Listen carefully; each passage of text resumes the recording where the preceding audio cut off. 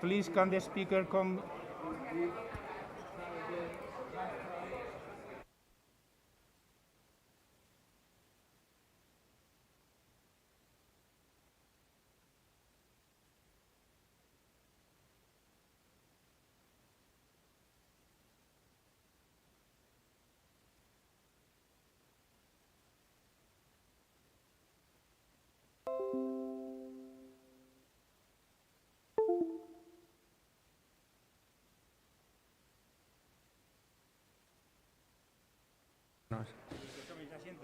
Good morning, everyone. If you could please take your seats, and the panelists, please come forward. Thank you.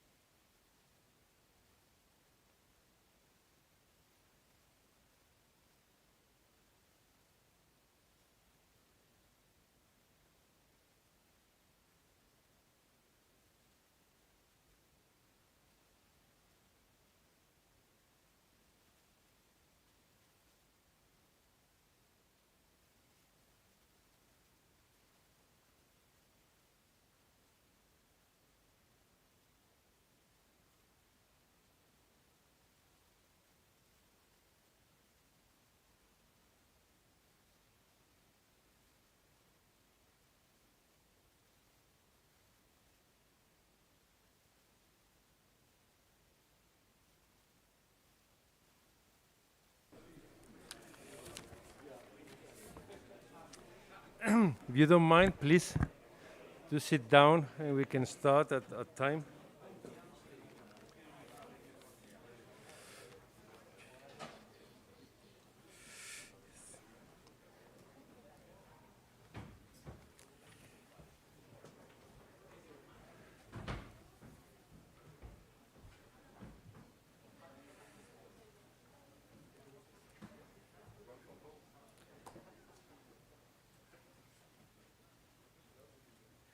Well, good morning. I hope you enjoyed the afternoon in the airways of Torrejón and the lovely evening we're having those days in Madrid with a very nice weather, even strange even for us because too hot. There are two announcements to do. Everyone that for the foreigners, everyone that needs a shuttle from here or from your hotels to the airport, please let us know this morning as soon as possible because we have to organize it with the company, or to Marta, the Lieutenant Colonel Presa, or to me, so we can organize your shuttles from, as I said, from here at the end of the morning, or even this evening or tomorrow, from the airports. The second announcement for the nationals, you can get your certificates of attendance from this morning or tomorrow morning. Okay, you can go to the office, turn right, and ask for them over there. And now it's going to start the second round table, which is chaired by Colonel David Cobo. Please, Colonel Cobo, the floor is yours. Thank you.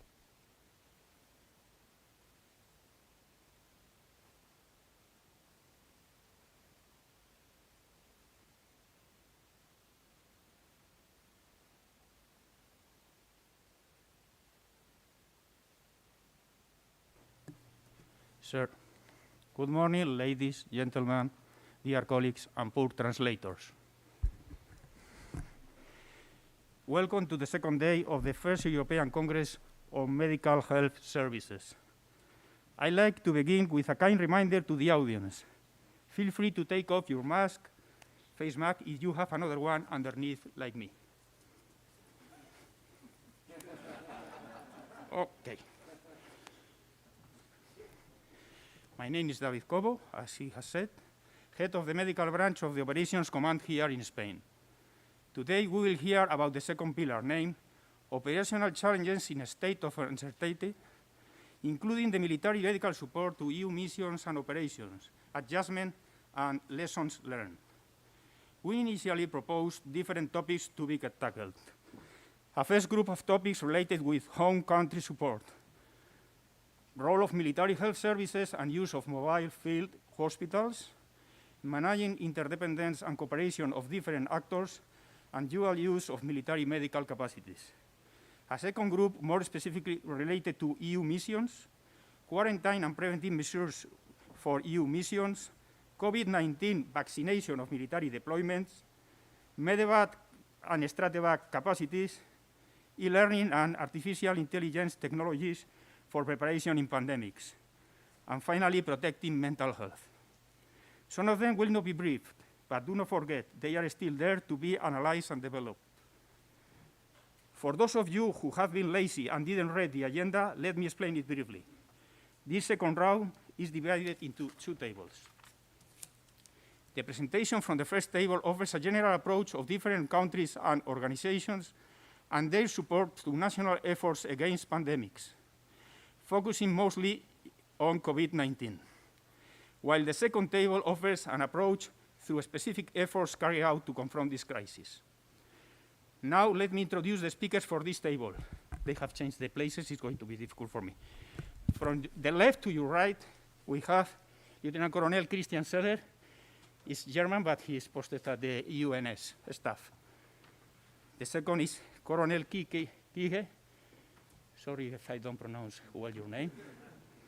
From Germany. The third one, Commandant St. Claris.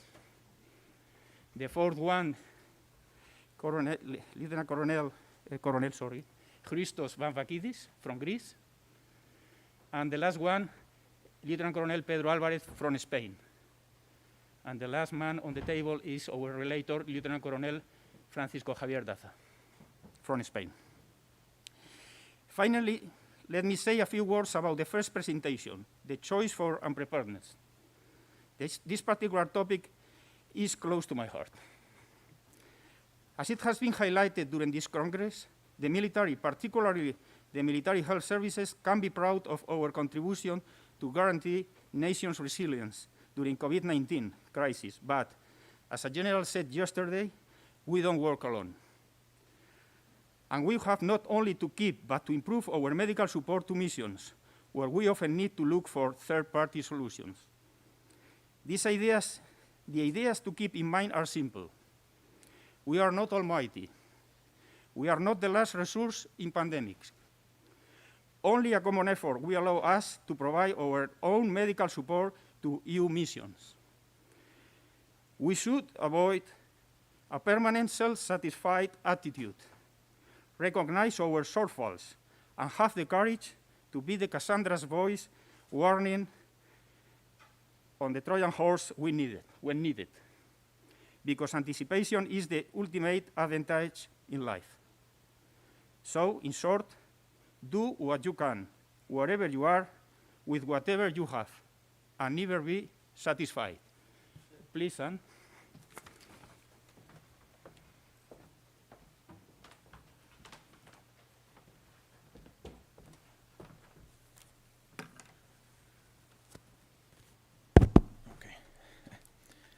Generals, Commodore, Madam Sirs, dear colleagues. I'm Senior Captain Clarice Sam, Belgian medical planner, in which function I've passed through a few echelons over the years, encountering amongst other Colonel Kobo at the EATC in a previous life. In real life, today, I am currently in S3 of one of our medical battalions. As you can see, I do not have a slideshow. I had a title slide, but IT did not help us, but there was nothing to see anyway. So that's okay. There will just be me. I do not have any graphics to show, nor any big pictures or numbers, and as I'm not a physician, the amount of difficult words will also be limited. The reason for this is that my presentation is not necessarily an account of actions taken by the Belgian Medical Services, but a reflection on being prepared for big events. If my abstract would develop into a proper piece of writing, it would be an essay and not so much a thesis. In the end, it's more discussion concerning leadership, management, and politics. In addition, while it draws certain conclusions from the past, it is focused on the now and the future. The reason I wrote my abstract was because my attention was drawn by a specific phrasing in the calling notice for this Congress. The title, Operational Challenges in a State of Uncertainty. I read this, grumbled a bit, as I'm sometimes prone to do, and continued with my daily business. However, something kept gnawing at me at the back of my head until I realized I did not fully agree with the word uncertainty. I did not agree with it to the point that I decided to actually write my abstract just to show how much my personal viewpoint did not agree with this.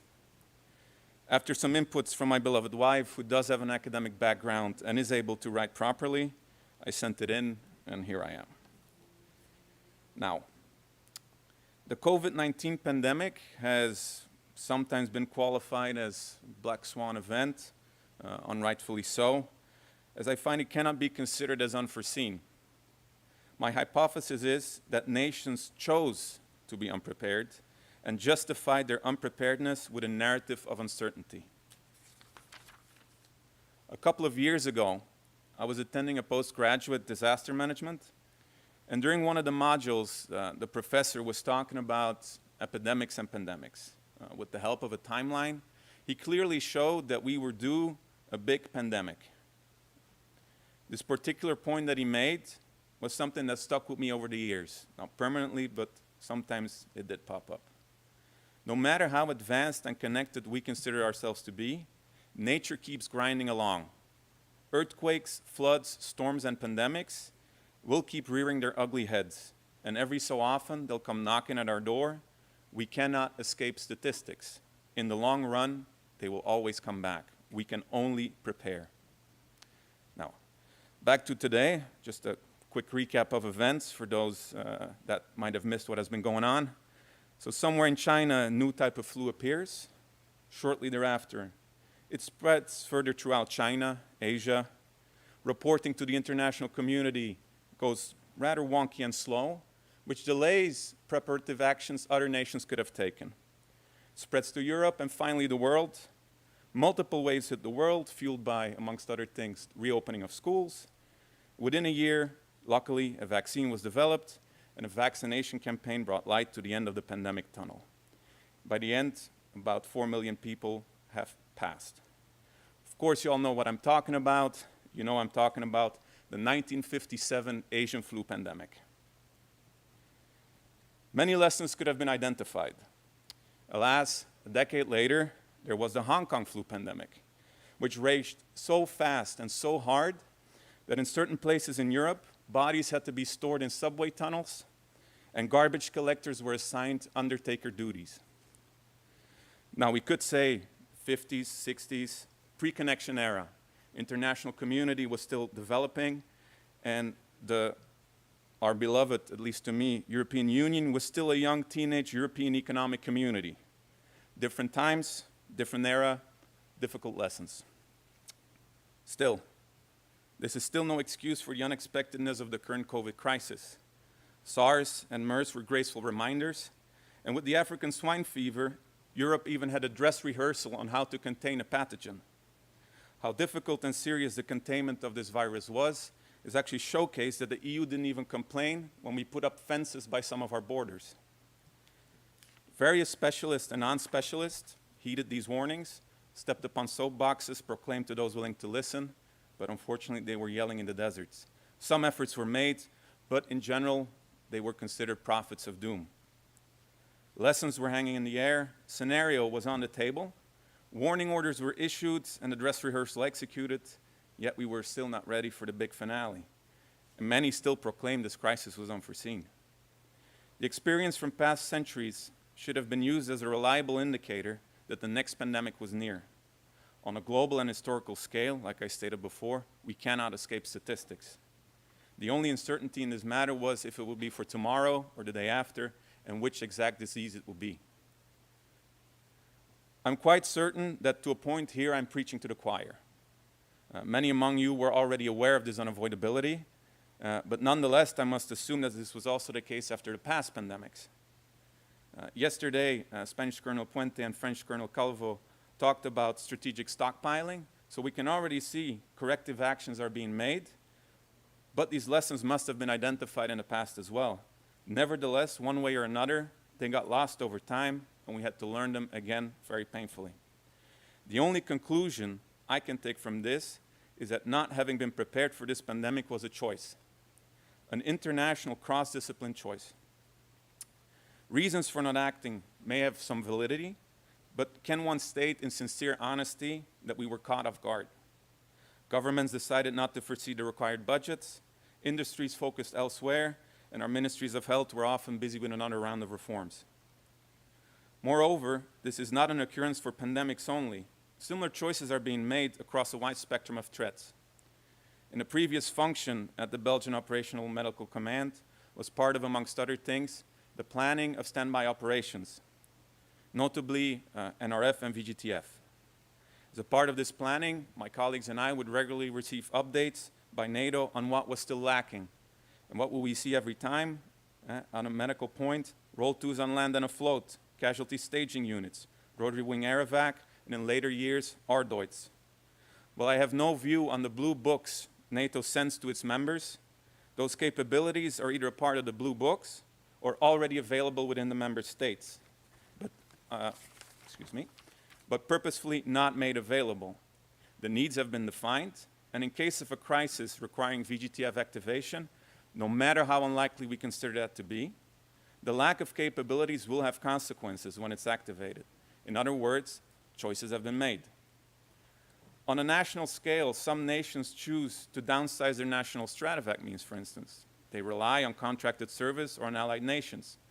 All good and well, and this most likely functions without a hiccup during normal times. However, this as well will have limitations for certain regions and during certain situations. Contractors don't go to combat zones, and sometimes your allies have other priorities. A non-combatant evacuation operation comes to mind, for instance. Now, if we turn south for a minute, operations in Africa are always victim to the dictatorship of distance and subject to a plethora of wonderful diseases. The EU, UN, and allied operations that take place in the Sahel and sub-Saharan Africa require specific assets in order to have a robust medical support plan. While our troops in Gao and Mali are able to have an acupuncture session in the UN level 2, sometimes within that region, other assets are lacking, such as Roll 2 forwards and basics, CSUs, stack evac assets. Often they really have to look for them. Can we really speak of operational challenges and uncertainty when they are the logical conclusion of our own choices? If we then look at current trends and towards the future, for some time there have been discussions on peer and near-peer conflicts. Stepping away from non-Article 5 operations means that quite some medical preparative choices will have to be made as well. One of the choices here includes if and how we will talk to our counterparts on what the medical consequences will be of such a scenario. Evidently, the discussion I'm holding here is often more a political story than a military one. They give us the framework within which we operate. This has never been made more clear to me than during a conversation I had with a medical colleague who was working at Allied Command Transformation. And he told me of a conversation he had with multiple politicians who, compared to Afghanistan, refused to have lower survivability rates during a peer conflict. As with everything, we are driven by politics, but this does not fully excuse us. Have we ourselves thought about the gaps our particular nations face? And if we did, have we spoken with our political and allied military counterparts? Long-term preparation for unlikely events does happen in some cases, and again, go quite far. Back home, non-military plans are being finalized in order to build artificial islands in front of our Belgian coast in order to deal with a millennial storm that will hit us at one point. This shows that preparing for unlikely events far off in the future is possible, and that somewhere out there, some politicians listen and have a long-term view. In conclusion, we require honesty and clarity. On a grand scale, practically all events that can happen are known. Our limitations within these domains must be known, and if we maintain these limitations, it must be clear what the potential consequences are. We must be aware of our gaps and the evolutions in our world. Due to our highly specialized nature, medical services must identify and adapt to these changes in a very timely manner. In that respect, events such as the MMCC, EMC hybrid warfare wargaming that Brigade General Kovitz talked about yesterday are a very positive thing. Towards our civilian counterparts, within the framework within which we all work, we must communicate and push where we can and where we need. As a final conclusion, COVID-19 has shown that total unpreparedness is a conscious choice that bears consequences. Today, uncertainty cannot justify unpreparedness, and as such, total uncertainty does not exist. Thank you.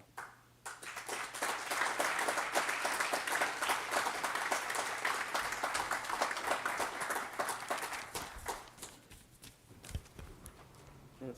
Another reminder for the next speakers, try to speak slow to ease the work of the translators and quick to stick to the time. Good luck.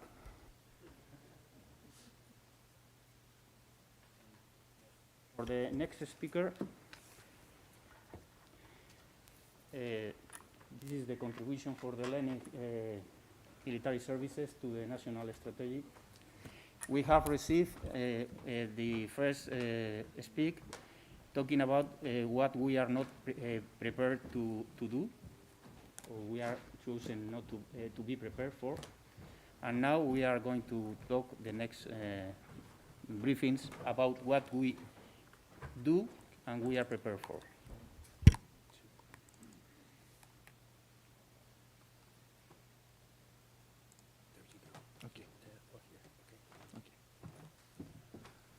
Generals, Commodore, ladies and gentlemen, dear colleagues. I'm Colonel Vet Vamvakidis Christos, head of the Medical Support Department at the Medical Directorate of Hellenic National Defense General Staff. And I'm very honored to have the opportunity to give a presentation on the first European Congress on Military Health Services. For the next 12 to 15 minutes, I'm going, of course, on behalf of my Surgeon General, Major General Dimitrios Hadjigeorgiou, I'm going to present contribution of military medical services to National Strategic Plan against COVID-19. It is commonly accepted that the COVID-19 pandemic is the current global threat. It's not only a health crisis, but also is characterized by economic, humanitarian, safety, and human rights crisis. The international community led to react to a reaction against the pandemic in order to diminish the negative impact to the whole spectrum of human life. And thus, many international stakeholders were involved, like the World Health Organization, the United Nations, European Commission, NATO, Center for the CDC, and the European Center for Disease and Control. Back in Greece, the government, from the very early beginning of the pandemic, implemented a strategic plan against COVID-19 under the surveillance of the civilian authorities. The main stakeholders are Ministry of Health, Ministry of Interior, General Secretariat for Civil Protection, and National Health Organization. Military and the Ministry of Defense maintains readiness of supporting the civil sector in terms of expertise, means of medical evacuation, medical treating facilities, and needed stockpiles. During the pandemic, the military health services spread their potential in two axes. In one hand, enhance the medical shield against COVID-19 by supporting the national health system in terms of testing and vaccination capabilities, provision of the appropriate and required personnel, material, equipment, and infrastructure, and offering treatment and hospitalization of patients suffered from the coronavirus. On the other hand, maintain and retain their generic objective of contribution to the maintenance of qualitative and quantitative operational and training capability of the armed forces during the pandemic. The areas that the military contributed the civil sector are the provision of medical and non-medical personnel, military hospital infrastructure and equipment, the support to planning, preparation, execution of a large logistic response, a vast vaccination program, along with an epidemiological surveillance program. Of course, there was senior leader engagement across established government committees like the Infection Control Committee. In details, the actions taken by the military health services in order to assist the civil sector comprises concession of both ICU and normal hospital beds for COVID-19 cases in all major military hospitals in Athens and Thessaloniki. Concession of the Air Force Hospital in Athens in order to cover non-COVID cases of National Emergency Center. Support the hospitalization of non-COVID cases from clinics of civil hospitals, and support the National Emergency Center with the disposal of means of medical evacuation for non-COVID cases. To tell the truth, all the military hospitals were engaged in the confrontation of COVID-19, of course, in a different scale. Other actions taken were the operation of the mobile health unit of emergencies in the courtyard of the regional military hospital in Thessaloniki, the preparation and distribution of antiseptic solutions to meet the needs of Ministry of Health, and the positioning of nearly 250 medical experts at several civil bodies engaged to pandemic response, like General Secretariat for Civil Protection, National Health Organization, Coronavirus Reference Laboratories in Athens and Thessaloniki, and regional crisis management teams. The deployment of the mobile health unit in Thessaloniki aimed to increase the capacity, the hospitalization capacity of the regional military hospital due to the increased needs of to increased pressure of COVID-19 cases. The military also were severely involved to the national vaccination program. They took over the whole logistic management of the vaccination campaign named Eleftheria. In Greek language, the word Eleftheria stands for the word freedom. They staffed with nearly 800 medical experts, 10 high-capacity vaccination centers in 8 cities of the country, with nearly 350 functional vaccination lines, and performed till now more than 1.5 million vaccinations. The vaccination centers should be attractive and let's say users-friendly in order to overwhelm possible anxiety or fear of the people regarding their vaccination process. And that was done by this infrastructure. Of course, the military assisted the implementation of the epidemiological surveillance program against SARS-CoV-2 by staffing and operating 72 sampling and testing stations throughout the country. 36 cities were involved. 51 military units also operated the aforementioned stations. Additionally, the military offers assistance to the operation of sampling testings and the main entrance points of the country, like airports. Here are some photos from the sampling testing stations. Perhaps people who came to Greece for vacation in the summer face these stations.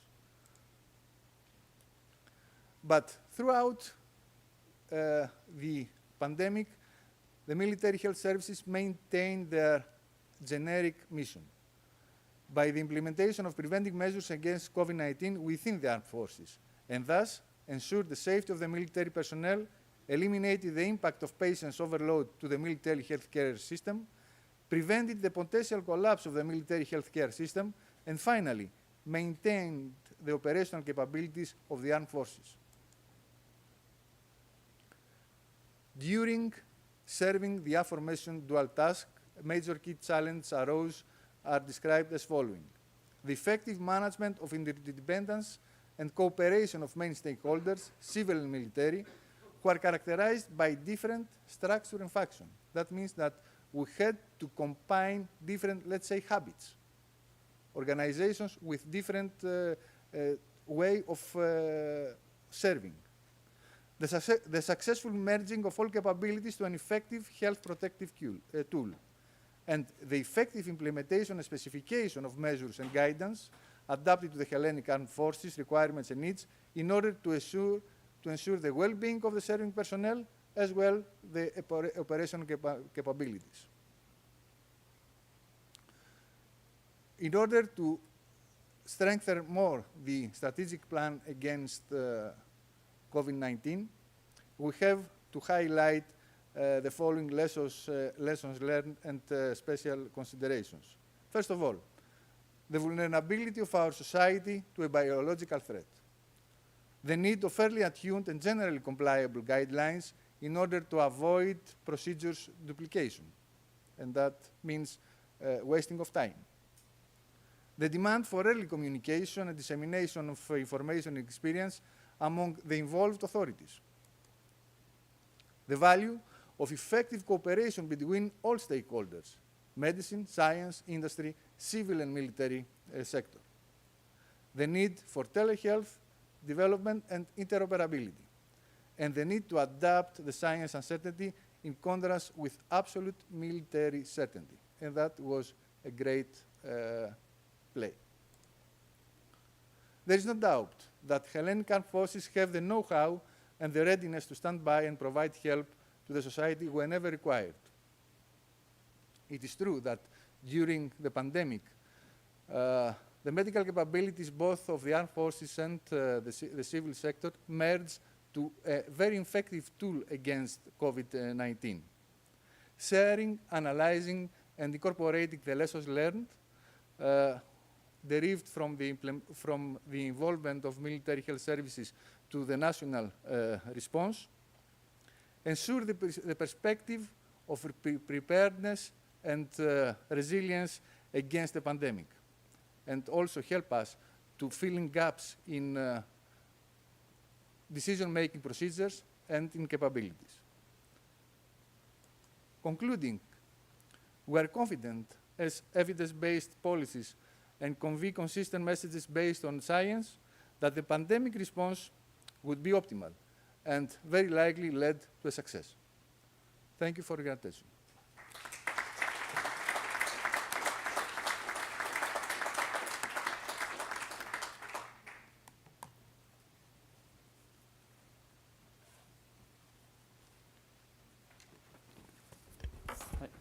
The next briefing is about the German contribution. The title, for sure, in German, maybe you can say in only five lengthy words, but in English is assistance provided by the Bundeswehr and the Bundeswehr Joint Medical Service in Germany and abroad during the coronavirus pandemic within the framework of administrative assistance. Please, Colonel Kihel.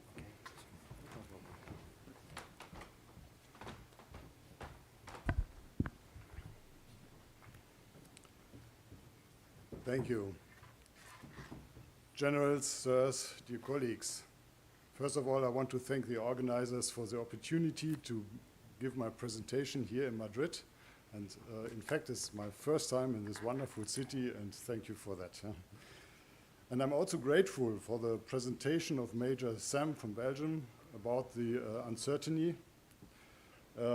Disasters may have a low probability, but they still have a probability. In 2015, the German Parliament released a scientific study where they analyzed which disasters could affect Germany. And in this study, in 2015, they mentioned flooding and a new SARS-CoV virus, which was quite interesting.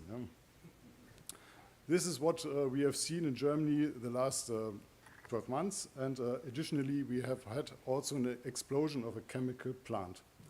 Therefore, low probability is, it's only some words. Now, you have to be prepared, and sure, Germany and also perhaps other nations could have been better prepared, but they are still prepared, and especially the Bundeswehr Medical Service is a flexible organization which can quickly adapt to several disasters. And with respect to COVID-19, I will present in my following few minutes what we have done in Germany.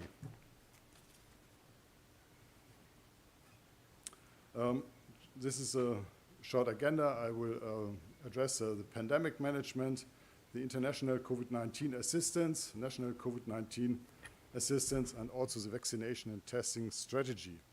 And I start with the pandemic management. Some facts about this in the German Bundeswehr. At the tactical level, the management of cases was conducted by supervisory centers for public law tasks.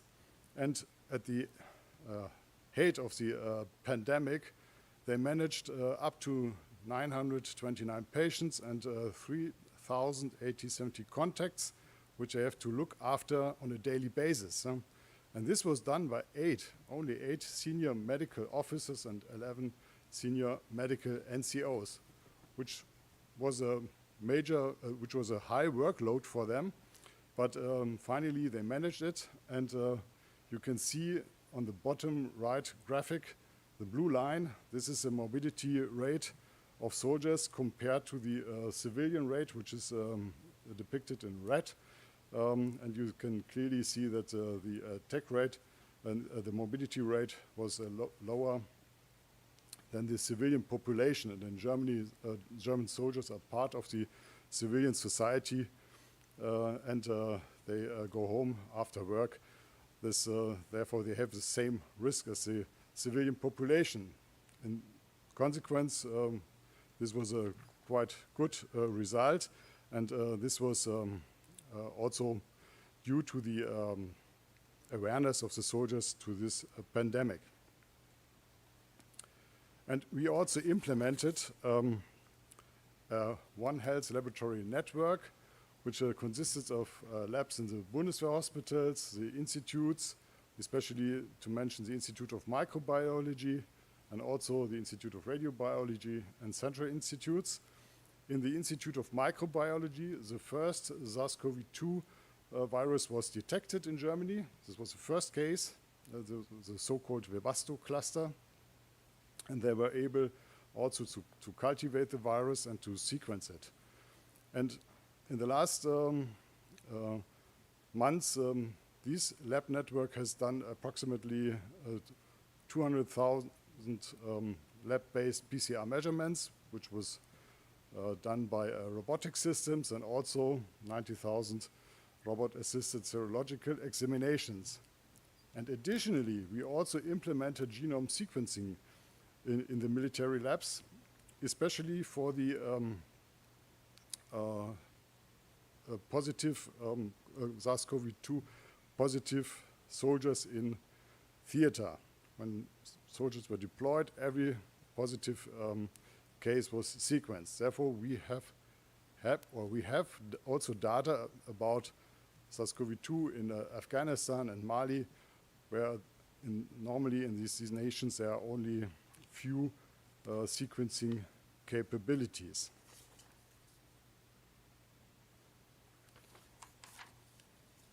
However, it is not possible to test everybody or every individual in communities. Therefore, we need also a method to detect COVID-19 which is accurate and easily deployable. And this is where wastewater monitoring comes in, which is a very good epidemiological method where we detect SARS-CoV-2 virus particles in black water. And this was done in Germany at 2 locations where basic training was performed, and there was also a measuring point per barrack, and we have performed 2 measurements per week. And this was quite successful. And then you can easily monitor a population. Now you can argue this is for soldiers it's quite easy. You make an order and then you test everybody. But in missions it is more tricky because, for example, I was in Afghanistan and I think we have roughly about 400 Afghan nationals inside the camp, and you cannot test everybody. And therefore we also it's not moving forward. I'm sorry.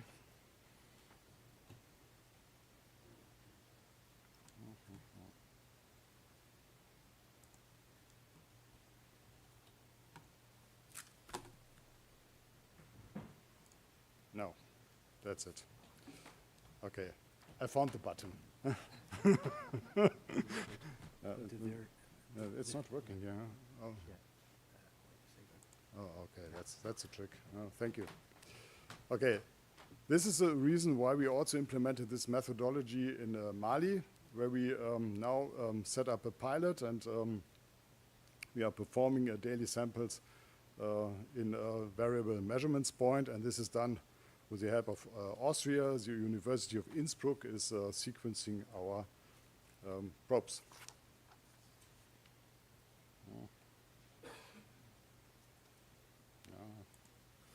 Okay, now we come to the international assistance. In the beginning of 2021, we have, in Portugal, there was a rise of infections per day. They have 16,000 new infections per day in a population of 10 million people. And they came to a point where all these health capabilities may be overstretched, and therefore the Portuguese government requested some assistance from several countries and also from Germany. And within 14 days, we were able to deploy a team, an intensive care unit to Portugal, and they treated 16 patients in this period. And also, Germany received a request from India at the height of this pandemic in India. They had a shortage of oxygen, and therefore Germany sent a team of 13 specialists to install and hand over a mobile oxygen generation and filling plant. And it was able to provide 400,000 liters of 93% oxygen per day. And under the direction of the German Patient Evacuation and Coordination Center, several medevac flights were conducted. 511 patients were evacuated, roughly 50% from Germany and 50% were from multinational. You see the flags around the Air Medevac logo. These were the nations we provided with some flights. At least were 78 flights, and for example, this also included the movement of patients from Bergamo, Italy to Cologne to treat these Italian patients in Germany. Now we come to the national COVID-19 assistance. We received roughly 1,800 administrative assistance requests to the Bundeswehr Joint Medical Service. This included the transfer of patients by medevac, which I mentioned before, also the medical care in old age and nursing homes, the provision of medical infrastructure, rapid testing, emergency testing, and also vaccination program, where when there was any shortage in Germany, the German military was able to provide some help and to assist these shortcomings and to assist and to overcome these shortcomings. Therefore, 9,000 members of the medical service were employed in this assistance, and they have done their job in 95 hospitals and nursing homes, and also 900 members of the Bundeswehr were employed in 56 civilian vaccination centers. Now we come to the vaccination and testing strategy. We supported the civilian vaccination campaign and also the Bundeswehr vaccination campaign, and as Germany is a federal has a federal government, we also supported the federal government vaccination campaign. This was 3 campaigns, and this was done in the whole of Germany, and you see all the vaccination sites in all regional medical treatment facilities, which was at least quite successful, and we have a high vaccination rate in the German military and the medical services, over 90% vaccinated. This is very important with respect also to missions. When there was no vaccine, we had several medevac flights out of theater back to Germany. After we enforced the vaccination program, we have seen no COVID-19 case anymore in any German soldier, which was really a success of vaccination. Now I want to sum up. Crisis cannot be resolved in isolation, which is very important. We have to share our expertise and science and medical capabilities with our friends in NATO, in the European Union, with our allies also around the globe. And the Bundeswehr Medical Service has shown that it is able to engage with non-military medical actors and is able to enhance local medical capacities, to provide command and control capabilities, and to provide medical support to allies and friends, and to collect data, share scientific data and results. And as a professor, I'm also happy to promote that this medical service was also able to promote translation of science to real-world capability, and this is military science at its best. Thank you for your attention.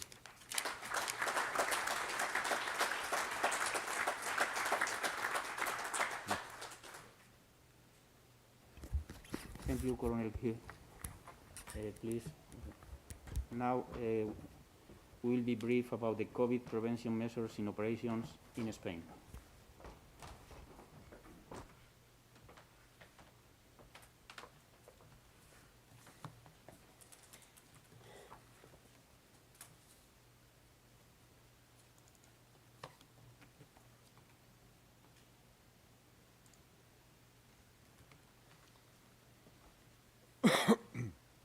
General, if I may.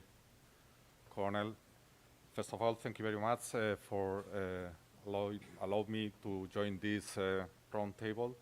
And I'm going to speak about COVID prevention measures in operations, the view of the Spanish experience.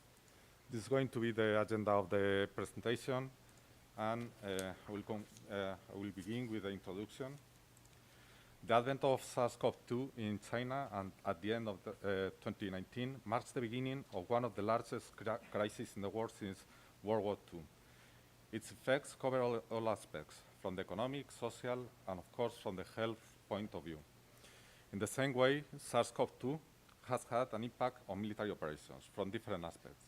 We all know, because it's the most known, the use and the deployment of armed forces as one of the elements of response to the crisis situation generated by the virus, whether by creating new medical infrastructures or stretching existing ones, disinfection action, critical facilities, logistic functions, and so on. But I'm going to speak about the impact of the virus on operations. The virus has been presented as a health risk with an impact on operations, affecting both the preparation and deployment of military units resulting from the manifestation of outbreaks within. This new health risk made necessary the development of specific forced health protection measures against COVID-19. And this is what I'm going to speak, Forced Health Protection Action Plan against COVID. What is health protection? Health protections are all health measures to preserve and promote the physical and mental health of the fighter, mitigate or eliminate the impact on non-combat illnesses and diseases. And to achieve this plan, we are looking for these objectives in this plan. An early detection of possible cases of active SARS-CoV-2 virus infection in military personnel participating in operations, reduce the risk of infection and transmission of the SARS-CoV-2 virus and its new variants in military contingents, ensuring the health and operativity of the force, prevent the importation of cases into the national territory from personnel returning from air operation, and prevent the export of cases to deploying nations from national military personnel. But what do we have to study to get this plan? To establish the Forced Health Protection Plan, we need to consider different planning factors. This must be specific to each operational environment and, as consequence, to each mission. Within this factor, we find the epidemiological situation, both in the country of origin as in the operation and in the intermediate countries if stopovers were made. Questions such as incidence of the disease or the presence of different variants of the disease are essential in order to achieve the correct measures in its mission. The travel requirements established by the nation of origin and as well by the nation of destination, and of course by the international organization with which we contribute in the operation. At this point, it's important to note that Spain has always maintained the requirements of international organizations, even when these are more restrictive than those that mark our nation, as it is the case with the requirements of United Nations. The medical capabilities available in their operation. Do we have organic medical capabilities, or we get the medical support from host nation support? And if we get this support from host nation support, are we going to be able to use it? As well, the availability of means and time frames from the medical evacuation of possible cases are quite important. The nature of the mission issues as characteristic of the operations that will be executed in the missions, or if there is a high contact with local population, are quite important issues that must be considered too. Medical logistic issues, availability of protective equipment, diagnostic means or vaccines. And the last, legal considerations. For example, may quarantine affect fundamental rights, such as mandatory quarantine of contacts to be implemented in military establishment?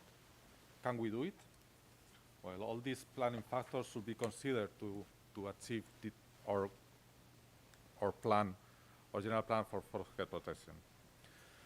But since the beginning of the pandemic, we had a protection strategy that develops a series of general measures. This strategy is based in the prevention, detection, and response through a series of measures such as those listed in the table. Are all the measures that we all know: health education, information campaigns, social distance, respiratory protection, cleaning and disinfection of common areas, wash hands. For the detection, characterize the individuals at risk, capacity to perform test diagnostics, search of symptoms, or identification of SARS-CoV-2 variants. And to respond, isolation of suspected confirmed cases, contact tracing and testing, quarantines, adequate clinical care, or use of personal protective equipment. This strategy, that is still in force today, has been supported by the continuous analysis of the planning factors described above. And we can see the mission pandemic and the roadmap. To characterize the forced health protection measures taken through the pandemic, we need to identify different time milestones. In this way, we can highlight March 2020, the first wave begins, and the general forced health protection measures described above are in place and will apply throughout the pandemic. May 2020, we made our first hangover. From March to May, all the hangover were stopped. So in May of 2020, we began to move personnel around the different operations in the world. October 2020, the availability of diagnostic tests increased because of the rapid antigen tests appeared. This test, taking into account the sensibility limitation, will allow a first screening of the suspects in a more agile way and in their operation, using the PCR test of a more limited availability for the confirmation of cases. January of 2021, first vaccine available. The limitation in the stock of vaccine does not allow the vaccination of all the personnel at the time of carrying out the takeovers. The vaccination campaign in these first months progressed slowly, and the vaccine use at first, AstraZeneca, delayed more than 12 months the full immunization of the staff. But the use of other vaccines throughout the months of April and May accelerated the vaccination process. May 2021, all personnel to be deployed have completed their vaccination program, except those who had rejected the vaccine.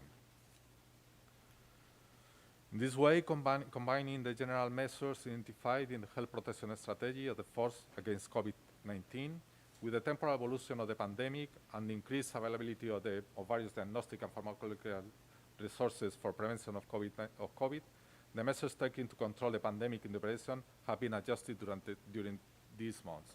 We see the table, we see the table from March with our restriction movements that disappear in May and June, and we have the general health protection all around all the 19 months of pandemic. We have the deployment measures with COVID test, pre-quarantine, quarantines of 14 days in the beginning, COVID test before journey. This quarantine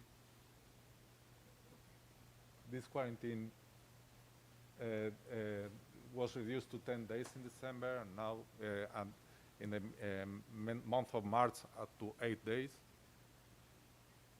And all these measures were taken for the deployment. For the redeployment, we had the different measures too, COVID tests previous to the trip to come back to Spain, and quarantine of 14 days when they come back to Spain, or the 10 days in December.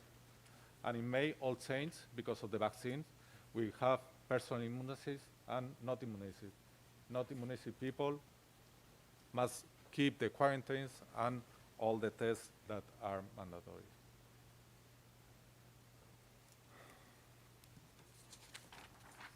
Once the strategy and the measures to be taken for the preparation and enlistment of the force have been defined, it has been determined necessary to establish the chain of responsibility of each authority for the implementation of the preventive measures. We can see in this slide how organic authorities, Army, Navy, and Air Force, are responsible for some of the measures, quarantines, and tests in the pre-deployment phase. In the deployment phase, operational command is responsible of search for travel restriction, and in the mission, it's a combined responsibility between operational command and task force commanders in order to achieve all the measures in the deployment overseas. Here, I would like to highlight the importance of the drawing up the contingency plan by the task force commanders in coordination with operational commands. The establishment of different risk phases depending on the incidence of cases and the evolution thereof, with a decision matrix showing the measures to be taken progressively in such a way that an average control is achieved with a minimum operational impact. In the redeployment phase, there were assigned the responsibilities to the operational command in the for travel restrictions, and post-deployment to the organic authorities in order to search for the quarantines and a surveillance system in order to detect possible cases. And now, which was the impact of COVID on military operations? Okay, we can see this graphic with the highlight outbreaks in the operations. In the evolution of the outbreaks, outbreaks of greater quantitative importance can be observed. We can see this one. These outbreaks coincide with missions where there is a closer contact with local population, either because of the characteristic of the base and the local personnel hired, or because of the mentoring and training activities, in which, by the nature of this is a closer contact with this local population. It has also been perceived by analysis of the outbreaks that in those bases where there are contingents from several nations, the incidence of the number of outbreaks is lower when the health protection measures of the force are the same for all nations. We see the number of cases of outbreaks, a total of 498 cases have been identified to date. We estimate the number of military personnel deployed in various operations in these 19 months at around 12,000. The positivity of the COVID has been at around 4%.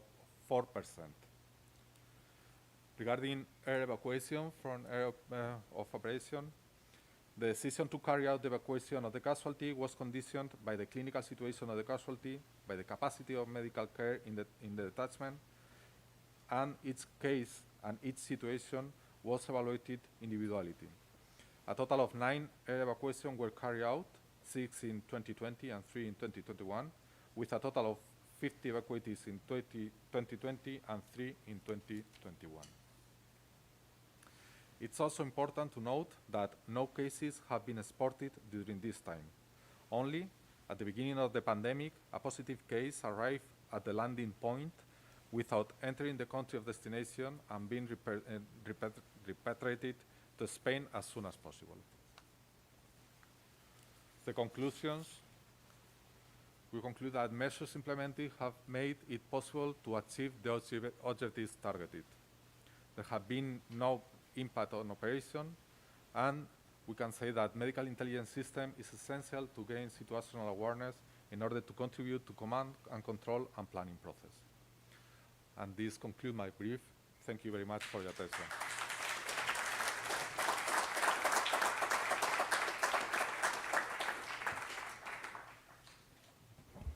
Thank you, Pedro. I would like to take the opportunity to thank again to our Surgeon General Office, or they call the Inspectorate General of Defense, Health Defense, for the direction of the guidance that they have provided, mainly from the Institute of Preventive Medicine, and also to thanks to our strategic level in the operations for pushing to get all what we need, and also to give us the autonomy to adapt to the different scenarios that we have lived for the different missions. Now we move for the last briefing from today. And even if you can believe the agenda, but it's much better if you believe me that she is German, as you can see by the uniform, Christian Seller, and she's talking about lessons identifying CSDP operations and missions in the context of the COVID measures. Christian, please. Thank you.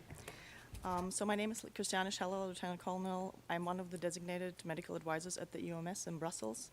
So that's why there's Belgium standing on my sign, not Germany.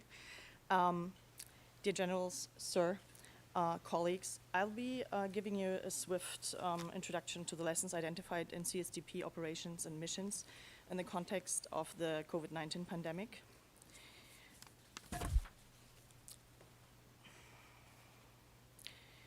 My agenda will be the following. I will be giving you a short cut on the EU CSDP missions and operations. Then I will talk on the COVID-19 lessons process we have started and the lessons identified. And then afterwards you will have a question and answer session for all the pillars.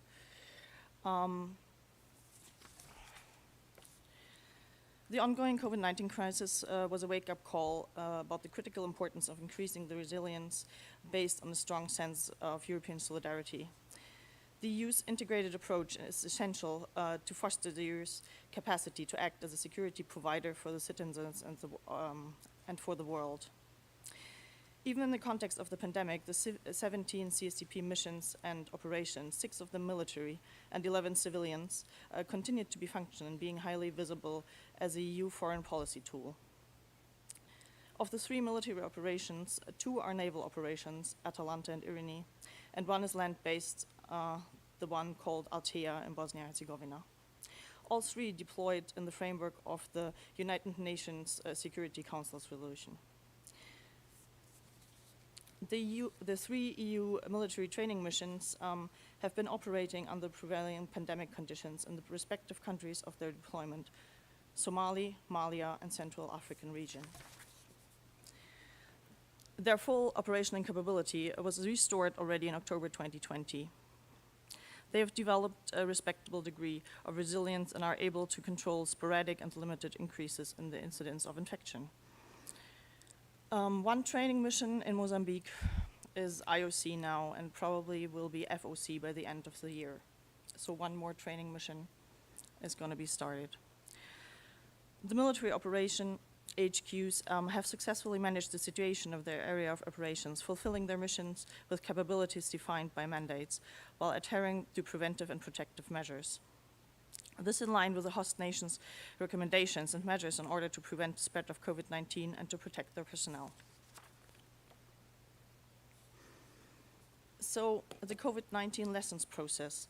When a crisis such as one scale occurs, it is good to take account of the lessons based on positive or negative experiences and to improve our capacity to react to such events in the future and build our resilience.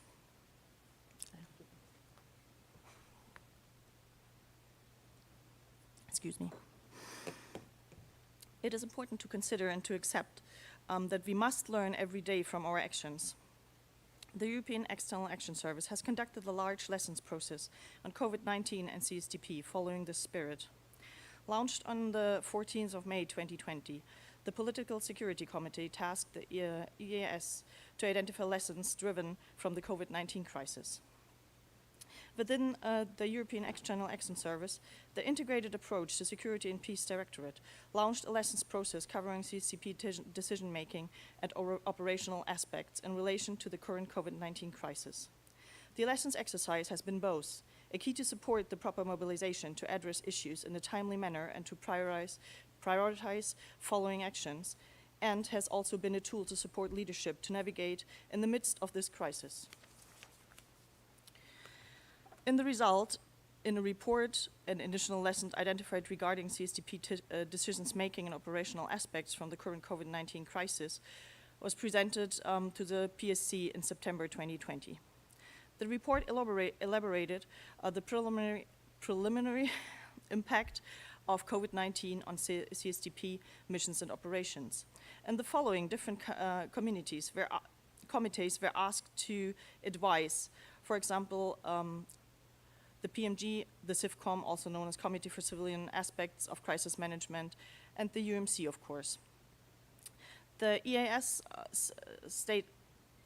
was tasked to prepare and present an implementation plan outlining the state of play as well as the way ahead to address the recommendations from the original report.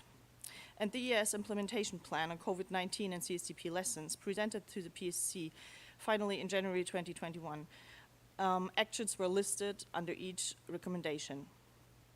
So this summer, in July 2021, the first progress report was presented. Its objectives were on the EAS progress report, the lessons to report on the progress in relation to actions listed in an implementation plan. So what were the main findings?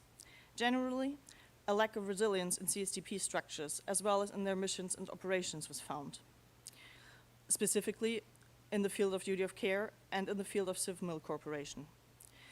During the ongoing pandemic, the CSDP structures, as well as the missions and operations, have been fairly resilient and responsive to the ongoing crisis. The immediate impact of the pandemic on operational activities was significant.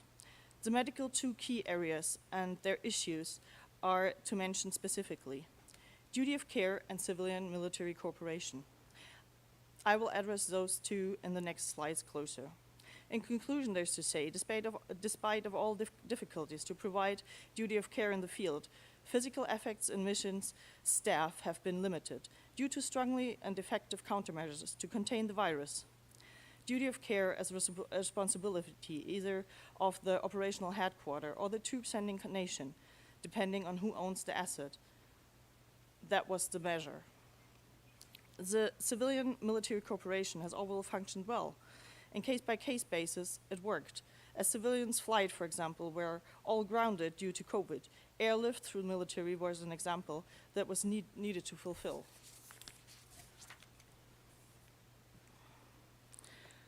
So ensuring the duty of care has been in the center of dealing with the COVID-19 pandemic. Guidance and decisions were made for risk mitigation. Contingency measures have been issued to apply at all levels of decision-making. All aim to guarantee the staff safety and well-being of the personnel. For the military training missions, the biggest issue raised was that contracted solutions for medical support did not prove reliable at all times. It showed clearly that contracted support should only serve as a temporary or last reason option. For military CSDP missions, ideally, military medical support should be provided by a member state or developed by a group of member states, if not other possible to provide.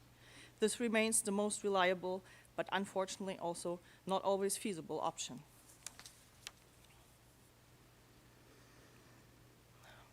Another point of duty of care was the proper supply of medical equipment and testing capabilities. The EUMS developed a short-term option for stockpiling and assurance access to pandemic-related supplies and equipment through budgetary adjustments and emergency purchase through the Athena Special Committee, now called EPF. In order to ensure proper supply of medical equipment and testing capability, the EUMS was tasked to work on different solutions for the provision of COVID-19 testing kits, including rapid tests, necessary personal protective equipment, increase of stocks and basic medical supplies, treatment means, and isolation transportation means. Nevertheless, member states and the Athena European Peace Facility Special Committee did not agree to commit funds to stockpile critical PPE and medical equipment physically in order to enhance resilience and preparedness for pandemic threats. Instead, the member states suggested to develop a framework contract in hand with the NSPA and the offered membership of 2 member states in the OLSP, the Operational Logistics Support Partnership. But this framework contract may not provide economic competitive pricing, nor assure access and guaranteed delivery times for EU to the CSTP military missions and operations. Due to these concerns, the unreliability to deliver in a new crisis scenario like we have it right now, this idea is no longer pursued. As a joint EAS and member states effort, it is still required to ensure an increased provision to personal protective equipment, isolation transport means, medical stocks and basic supplies through the CSTP operations and missions in the future. Also acknowledging the fact that differing legal and financial frameworks like EU budget and EPF constitute a significant obstacle in the future cooperation of civil and military.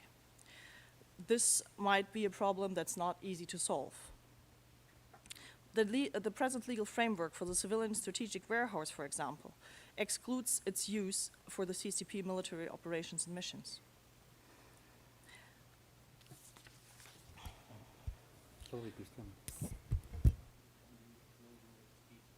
Oh, the translation, I'm sorry.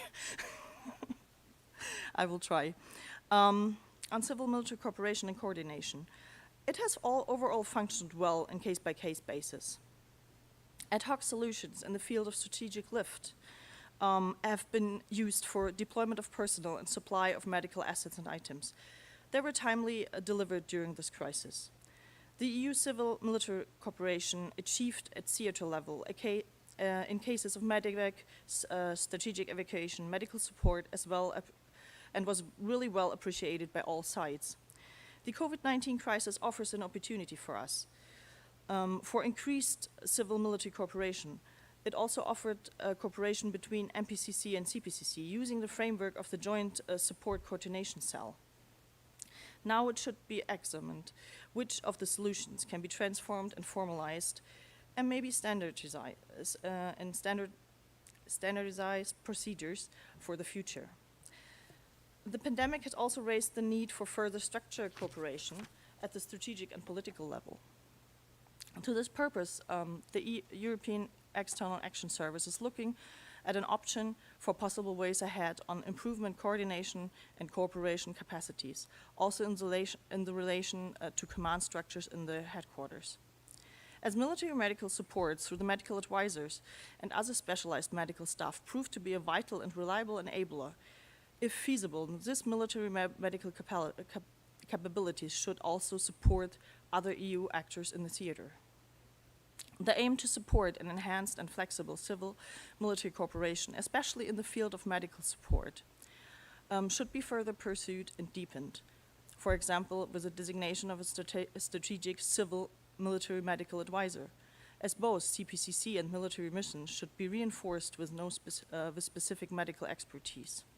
In those means, the EUMS MPCC was to assess the allocation of a permanent civil and military senior medical expertise to the CSTP. This was already stated in the implementation plan at the end of last year. The first exploration and consultation on this topic was not conclusive. It depends now on the member states' ability to provide such a staff as a very useful in this time of the pandemic. So should the member states be willing to do so, the EAS still has an interest to implement such an advisor. In conclusion, there's to say, the lessons process on COVID-19 and CSDP contributed to improving the capability of our missions and operations to rapidly adapt to evolving circumstances and to deliver on the ground during the pandemic. So this process has captured most of the issues that have surfaced during this pandemic, and the most important ones were mitigated. However, it's now important to keep on the momentum to stand ready for future similar situations. It is important to implement identified and needed change in relation to the overall functioning of the CSDP structures, missions, and operations. The initial report was delivered in September 2020, followed by the implementation plan as set in December 2020, and the first progress report this July. And out of the actions listed in the implementation plan, some have been closed, on some is work still ongoing. It's now important to closely monitor that the open actions and move forward. The next progress report will give us better outreach to these actions needed. Thank you.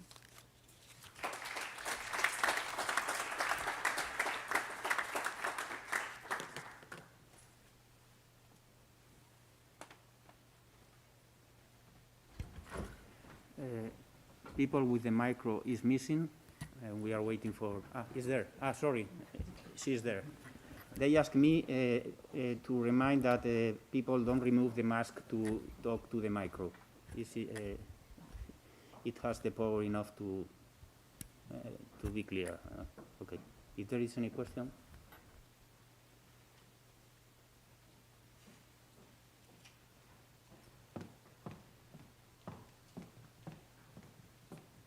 Good morning. It's General Odia, Spanish Health Inspectorate. First of all, thank you very much for so interesting presentations. It's an open question for the whole table about if you have to realize a real increment in the use of medical communication information systems or telemedicine systems from all the stakeholders of our different chains. I want to meet inside the national territories or from the international deployments. Thank you very much. We can go from my right to the left if someone has to answer something.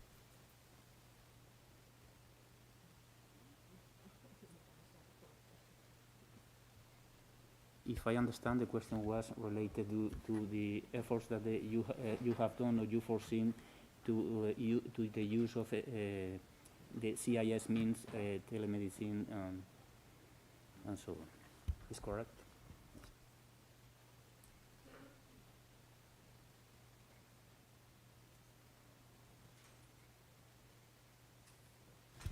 Perhaps I answer this from Germany. We have some telemedicine applications, but mostly we share. This was not used for patient contact. Also, we phoned mostly to the patients, not via video conference. And this is also an issue with data security and medical communication, because when you have a military network which is secured and closed, and the patients are somewhere at home, this is really a challenge for us. And even in this crisis, it was not able to overcome this.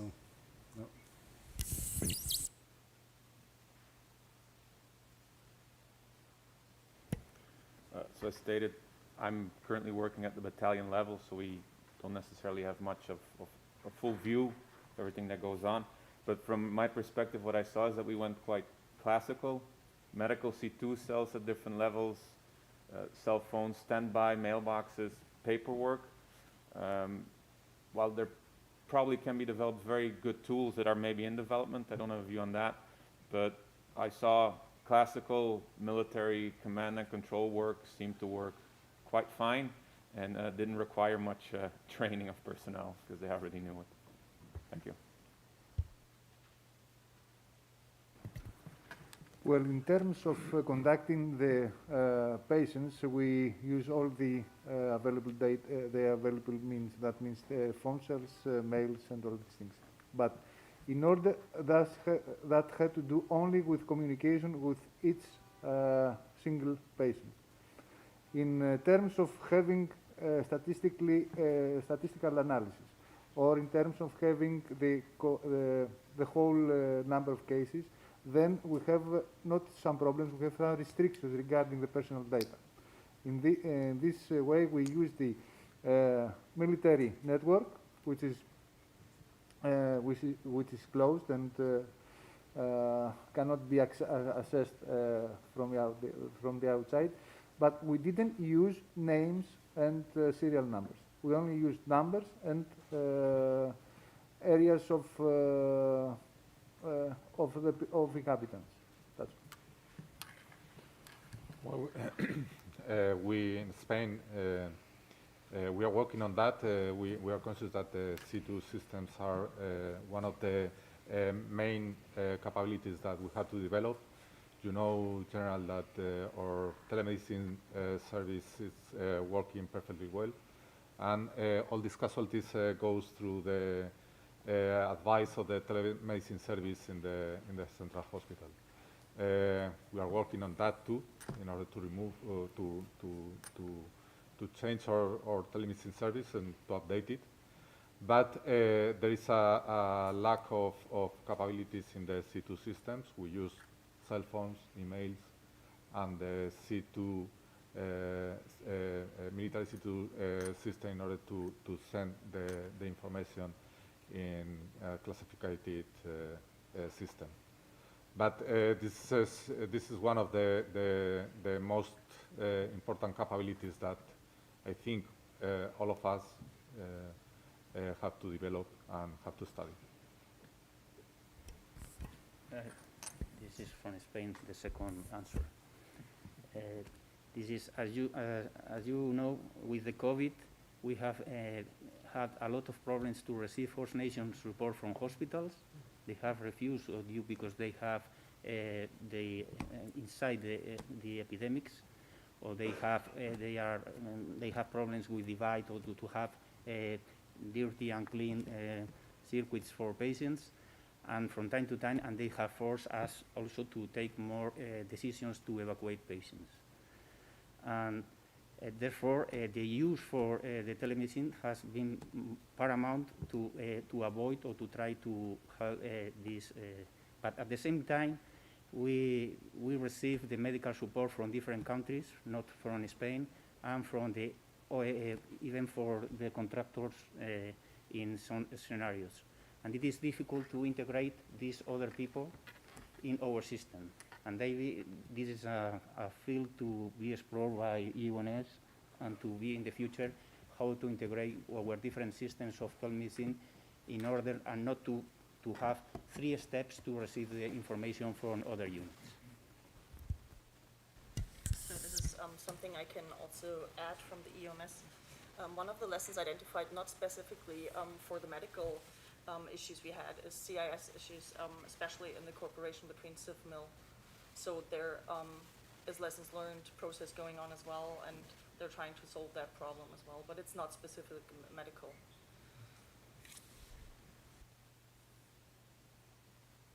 Con Alfaro, Health Directorate, Spanish Health Directorate. First of all, Mr. Chairman, congratulations for the roundtable. First part, very, very, very interesting. This is a question for our German colleague, please, Colonel Kai Keche. Have I understood well, in 2015, your Bundestag, your federal parliament, dealt with medical risks, like, for instance, pandemics? Because normally, in many countries, improvisation, well, was the word when the outbreak of pandemics, and many of them were with the trousers down. Thank you.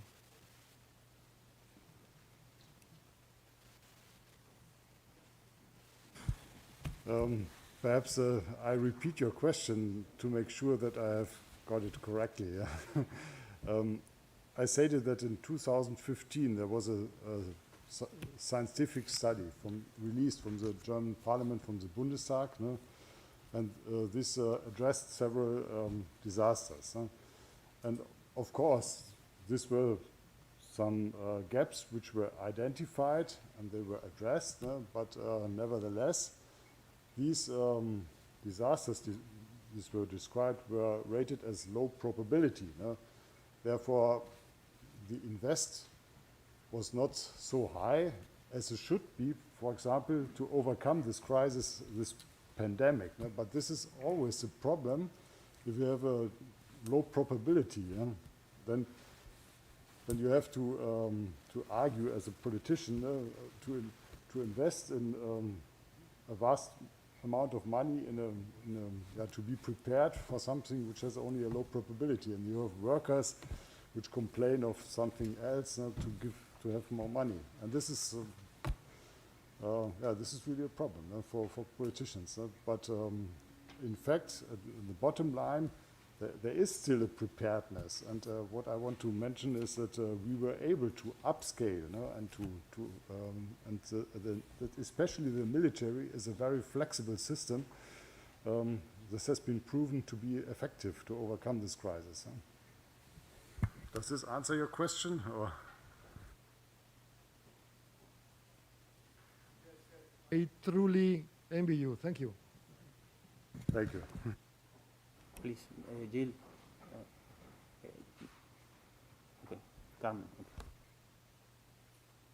Sir, General Colonel Ariñez from Preventive Medicine Institute. General, you have just arrived to the Surgeon General office, and I can confirm that from the Force Health Protection point of view, the Preventive Medicine Institute has constantly been in contact with our colleagues, medical personnel in different missions, and we have been closely working with the Command of Operations, and we have tried to support them with the measures when the pandemic and the outbreaks were at their highest rates in operations, whether to separate or put together positive cases or contact tracing, and we have used telemedicine in the hospital, which has been a useful tool to have contact with our people abroad.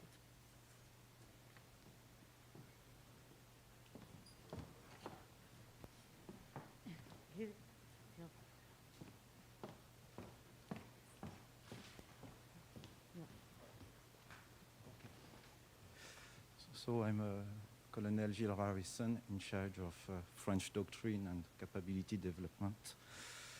Sorry for my English, because I've made the choice to work on national issues, and year by year my English is decreasing, but I will try to be understandable.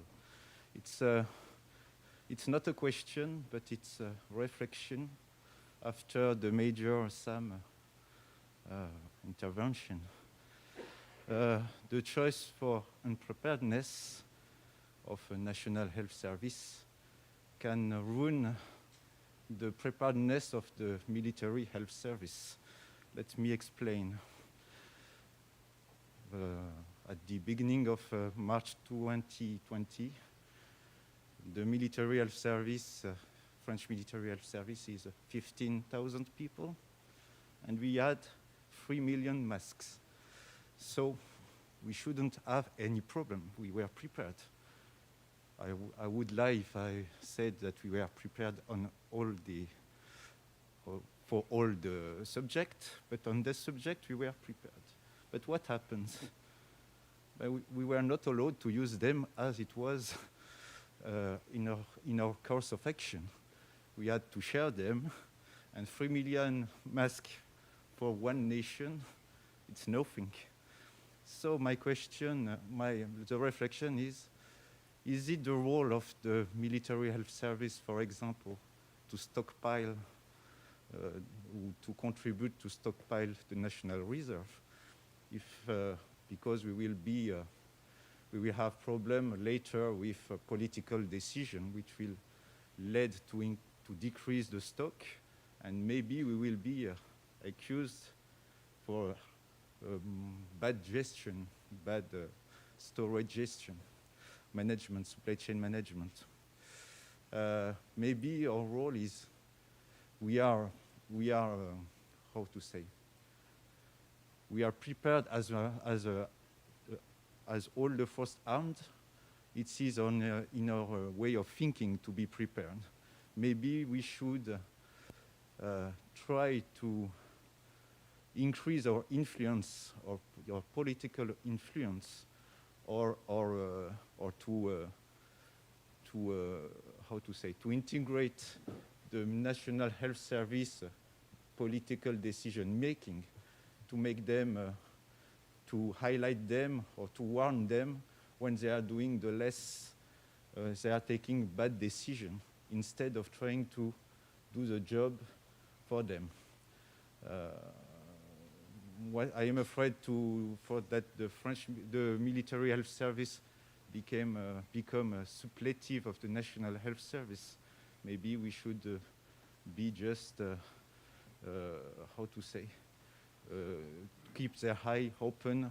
We would contribute to keep the eye open every day on everyday decision, and that's what I want to share with you. Thank you.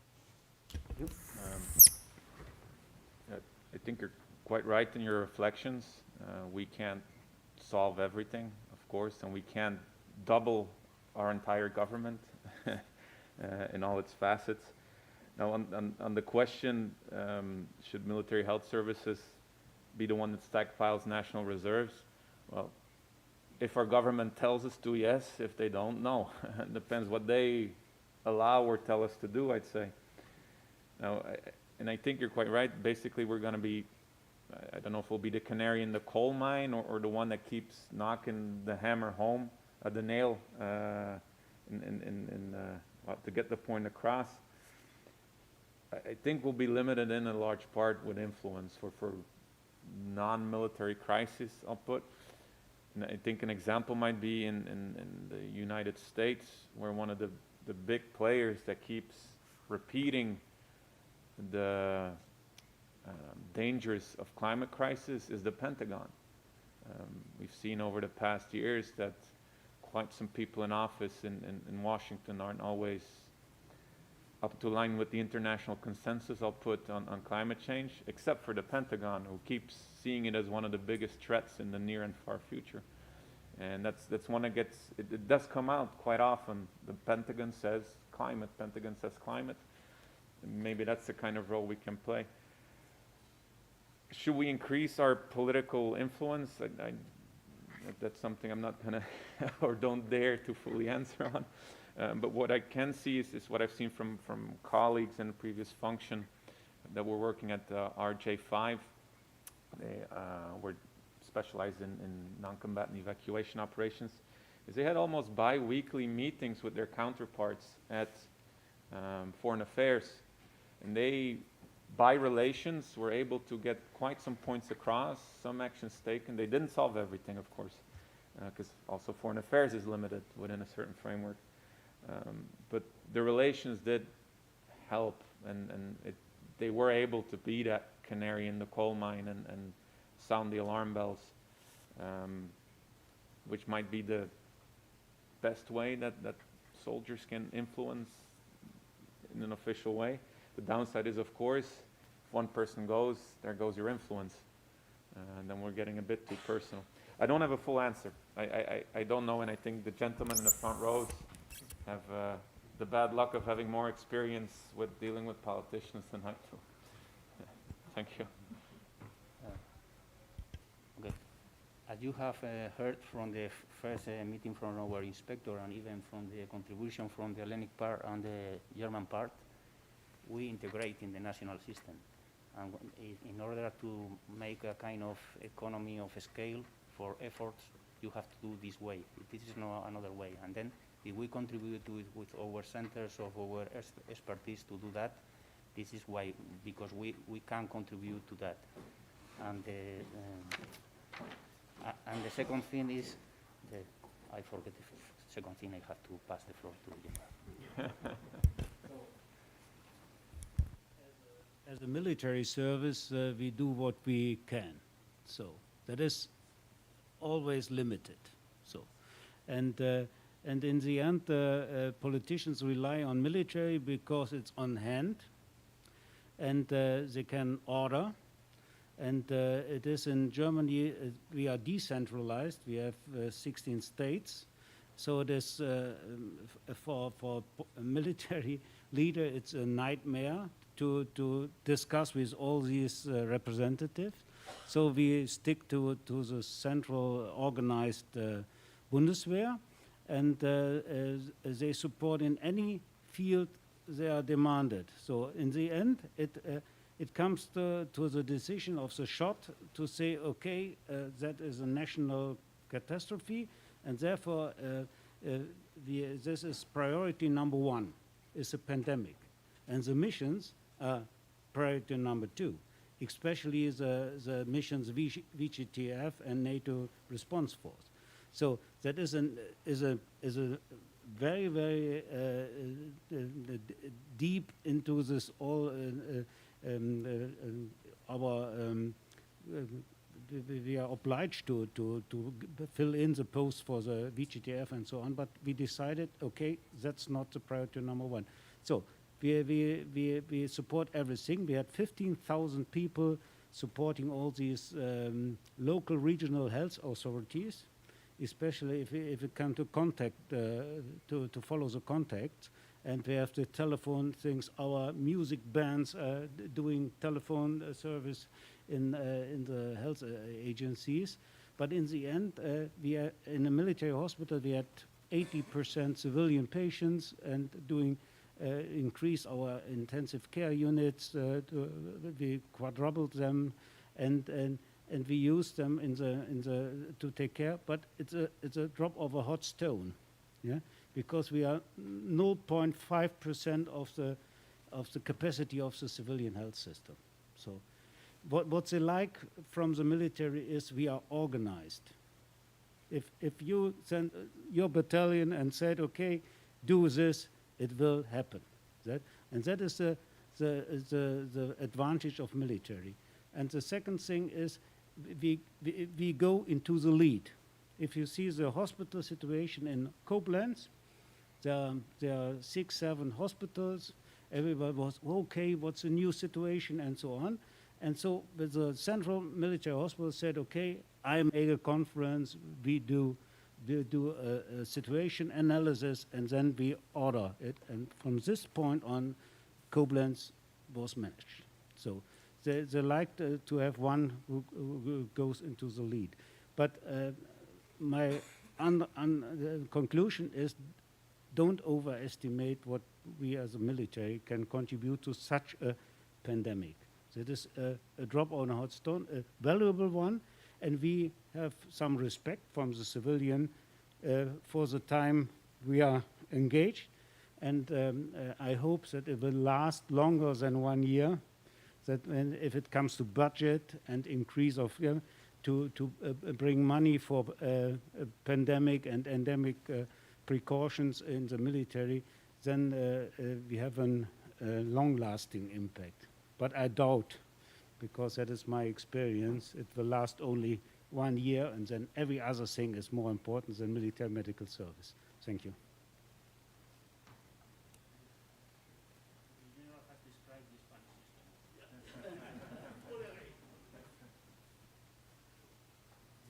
The other thing that I want to say is this.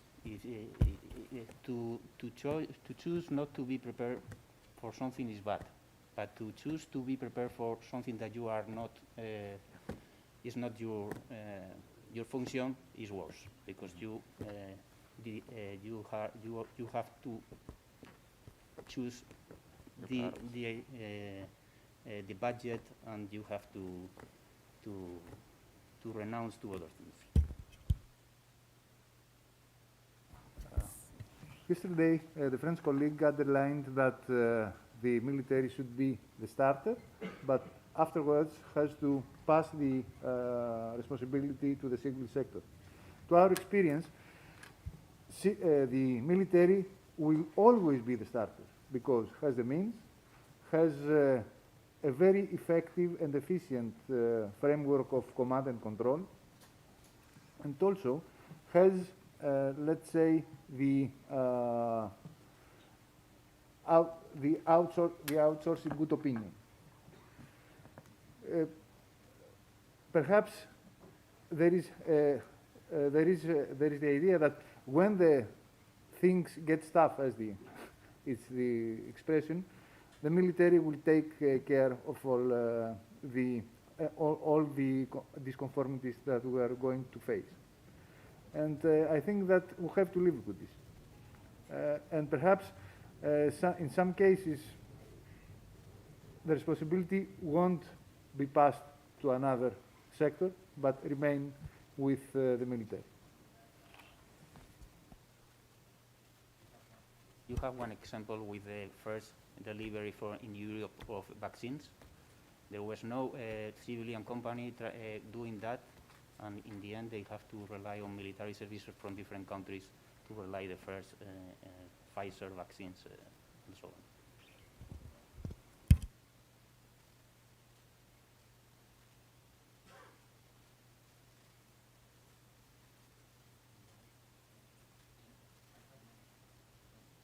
There is no question, I have one, and it is not more for the table, maybe it's for the first and second line. The health and military services are one of the most reliable source of information for the population up to now. But now with the pandemics, we have sent different messages due to the evolution of the pandemics, different messages that they have been changing concerning masks, vaccines, and so on. And what is the risk?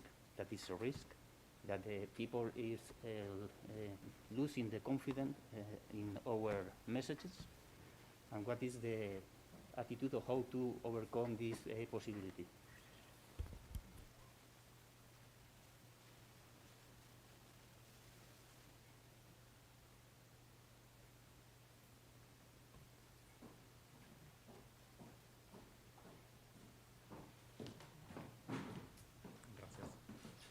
So I'm Brigadier General Longenau, the component commander for the medical component in the Belgian Armed Forces. It's a very good question that you ask. How to avoid losing credibility in our key messages that we send out? Well, as there was a lot of scientific uncertainty about COVID, there have been a lot of contradictions in the communication by authorities, I think in every country. And how to overcome? First of all, it's about informing the population on what to do and what not to do. I think we can give advice, but we are not in the driving wheel. So the ministries of health are to be responsible, and the people, the ministers themselves, which, by the way, in Belgium was a stressful situation because we had no government when the crisis started. It was a government of current affairs, so they even had not the full power of government at that time. And we saw that what they tried to do to keep the confidence of the population, well, it worked not all the time. I think that you just have to be very honest about things. And the people can accept that you don't know everything about a new disease, and that you're taking precautions, and that you are more careful maybe than necessary. And that's how we in the military always advised our commanders officers to avoid increasing risks for the health of our soldiers in operations and abroad and in Belgium, is to tell them we don't know everything yet. But for the time being, do this and avoid doing other things. And if you just be honest with them, and the reasonable people, they will understand and they will accept that you change your mind over time. Thank you.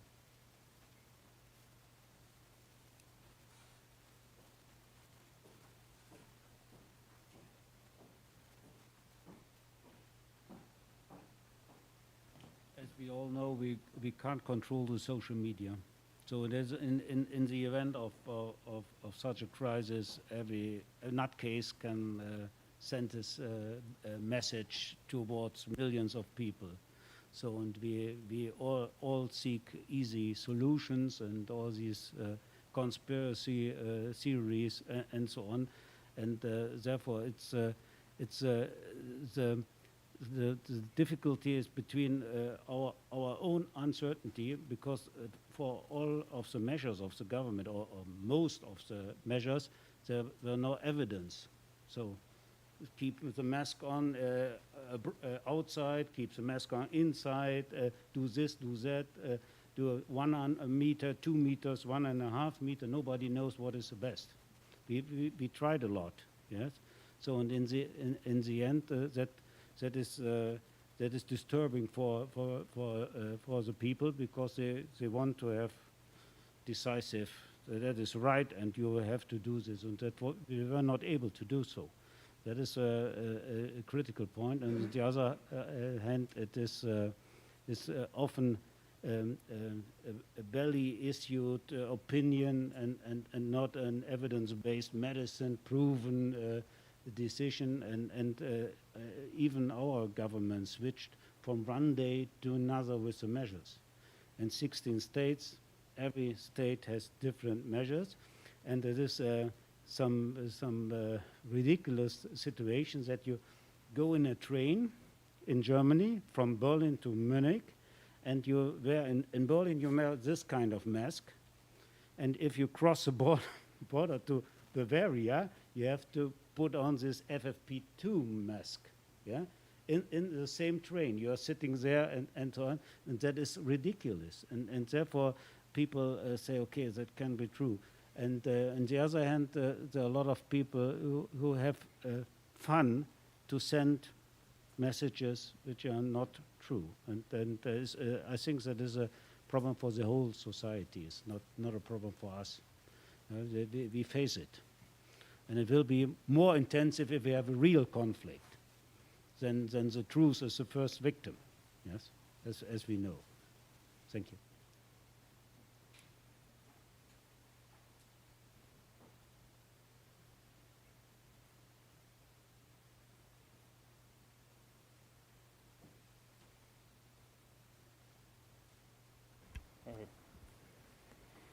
Then there is no more question. We are going to finish, and I would like to thank again our speakers. If you allow me, I will ask you also to welcome again for your speech.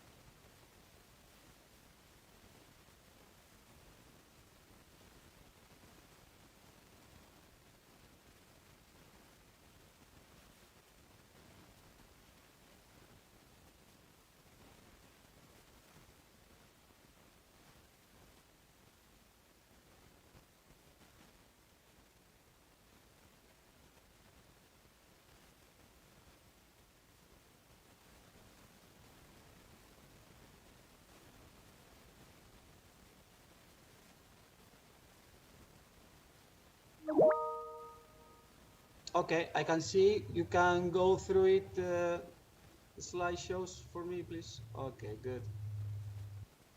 Good.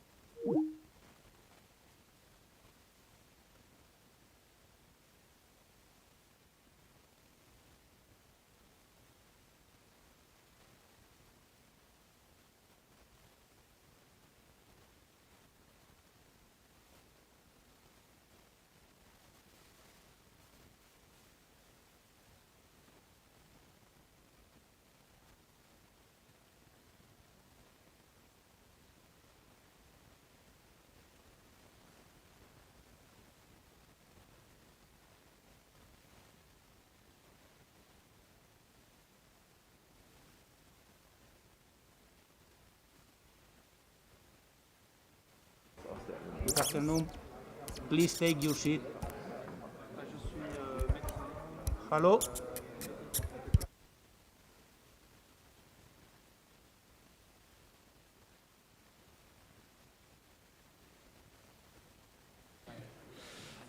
Please occupy your places, and we are about to start. Please come forward and sit down, please.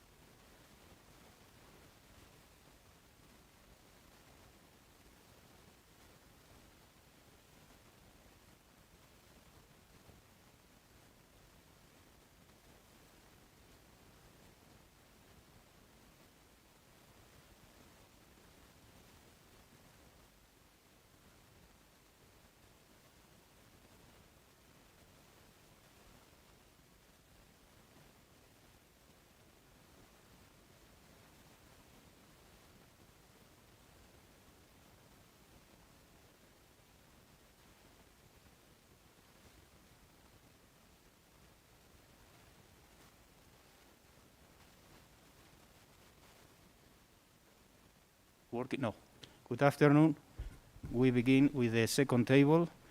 Fortunately for you, there is not going to be another introductory briefing, and only I'm going to remind that now we are going to deal with specific activities or specific developments that the different countries they have done during this crisis. I'm going to introduce our next speakers. And from the left to this side, first from your right to your left, Captain Vincent Kleins from Belgium. The second one is Colonel Frank de Laval from France. The next Lieutenant Colonel Dr. Dirk Steinrich. And to the end, the Lieutenant Colonel Dimitrios Frangoulidis. Thank you very much for your presence, and we will begin with as you know, there are another two speakers that they are not present, and I don't know if they are now listening to me, and I welcome to them that they are coming from Slovakia, and they will provide a brief if there is if the things are working properly on remote mode. And they are the Lieutenant Colonel František Gubas and the Lieutenant Colonel Marian Ivan. Thank you to all of you. And first, we begin with the last, the Dimitrios Frangoulidis, but probably the best. No, I know. Okay. From Germany.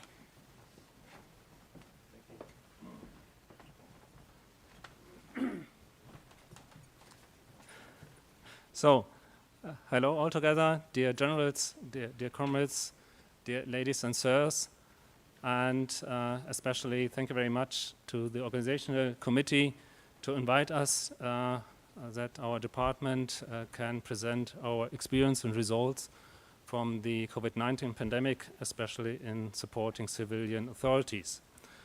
And also cordial greetings from my head of the department, Dr. Kathleen Rossmann, and finally a warm hello to my Greek colleagues. So, civil-military cooperation. So why is there a need for this? And as we realized in the beginning of the pandemic crisis in Germany, we have a special workflow in administration. And just 100 years before, the author Max Weber realized that we have bureaucracy. And bureaucracy is a perfect tool to organize your administration and your countryside when the situation is normal. And he said it's no problem. We have a routine process and workflows, and we have the big umbrella of certainty. And it's working quite well. So best practice, as you see on the right side, when there are sometimes 1 or 2 problems come up, no problem also for the bureaucracy, and if it's not lasting too long, they manage it also, so it's good practice. But the problem will be when there are more problems at the same time, and also maybe the problem lasting longer than 2 or 3 weeks, as we can see for months or nearly for 1 year, then the classical workflow and bureaucracy is problematic. And that is also realized it's a problem of mindset and the structure, because they are trained to say, yes, I have to check if I'm responsible for the problem, or is it really the competence to do so?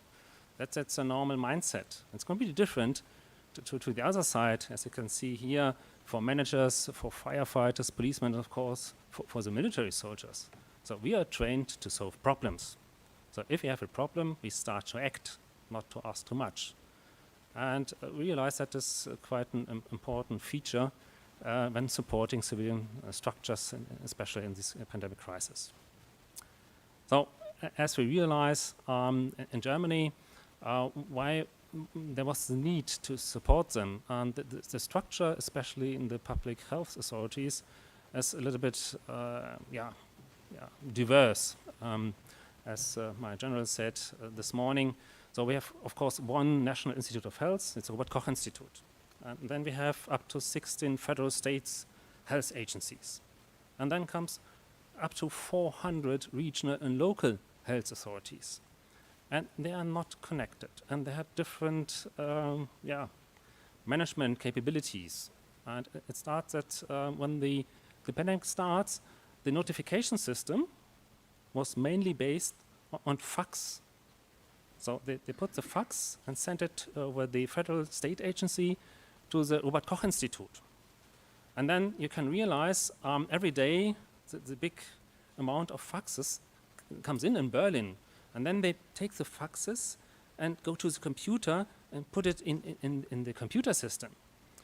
And then the normal case was up to 2 to 3 weeks. It's lasting before you get the new information about maybe a notification disease. So you can imagine that it's not possible during COVID-19. So they have real stress in the National Institute of Health to give daily information.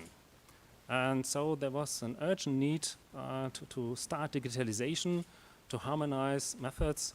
And the problem is that the whole sector of public health agency is not really well equipped due to computers, to software solutions, to harmonization protocols, and also there's a real shortage of skilled personnel and staff, up to 30%. So that was the starting situation in Germany when we are asked to support. Inside our department, so our mission is medical intelligence and information. So you can imagine we are quite in the right situation when the pandemic starts. And so we developed, in accordance with the WHO, some protocols and tools how to support crisis management. And this was also a result of the Ebola crisis in Western Africa some years before. And we put it to these bullet points as a toolbox. And the big advantage of this toolbox is it's flexible, and you can just scale it to your need. And you can also do it in local regional places. It's upscaling, downscaling, and just, as we say, mission tailored or issue tailored, you can directly ask what is your urgent need and then check these different tools. That's what we did. And this when we started in COVID-19, just an overview what we've done since last year. And you can see we are active on different levels, starting just as an information manager and knowledge sampling system, and also creating visualization tools, and finally ending up directly in supporting the public health agency in place. Just to show some examples from our mission. First, what we realized, of course, you know it quite well. Before COVID-19, this was only known to experts. Now, dashboards are a daily business. So every person say, did you have a dashboard I can look for? And so the same in our situation. And of course, we are a big fan of this. In military, per se, we have these operations theaters, and we have this command control system. But for the civilian structures, especially in the public health agencies, was completely new. And so you can see this situation room system was created, and just to organize and visualize the knowledge and to manage your resources. And mainly it was based on commercial software, so it's a geographical information system. There's a famous company over there. And the big advantage is, so it's easy to establish your information. So it's starting, of course, just to look where your infections are in your local area. And then you are flexible to import more layers on this starting area. And it's easy to enlarge. As we can see in the beginning, you just see where the infection starts, also to show maybe some hotspots on your geographical system. And down there you can see what about the diagnostic capabilities, how is the situation in the hospitals, and nowadays you also can have an overview over your variants of concern, what is the change situation in your country, and also to check the vaccination status. So this is a very good tool to organize yourself. And also a very important issue from our department was, in the beginning, we use so-called Met and Tell products. And this is like an information system for the medical service. And of course, we produce a special COVID-19 newsletter. It's called Infect Info. And when we start, because there was a big knowledge gap about the new coronavirus and also about the disease, and therefore we put all the news and informations and knowledge also coming from the scientific community in a daily newsletter, but nowadays it was changed to, since some weeks, to a weekly purpose. First it was, of course, developed for the medical stakeholders inside the German Armed Forces, but it was requested to share the information also to the civilian structures, and now we have also the product open to civilian stakeholders. So it's just an overview about the COVID-19 situation, especially in our country, also in the European Union, also worldwide. And also we included a type of a journal club, maybe you know it from studies at university. So we just screen the publications of scientific literature, identify if there may be some interesting news, and then do a short review of the information and present it to a special database. And interestingly, we decided to say, yes, it will be an open database, so it's a web-based device, and every person have a reading access and can look to new informations. And of course, inside this newsletter, also the national regulations are included, so important inside our country, and including treatment guidelines for COVID-19, and also most of the background information about the disease and about the virus. So this was service from our department. So when we did this, we see on different levels, because we start to show them, yes, it could be useful to have this centralized information dashboard, so it's better for a management system. And but the urgent need at the beginning was, so they realize they're up to 20, 30, or 40 cases a day they have to manage, and they're not trained to do so. And so the urgent need was how to support them in containment and in contact tracing.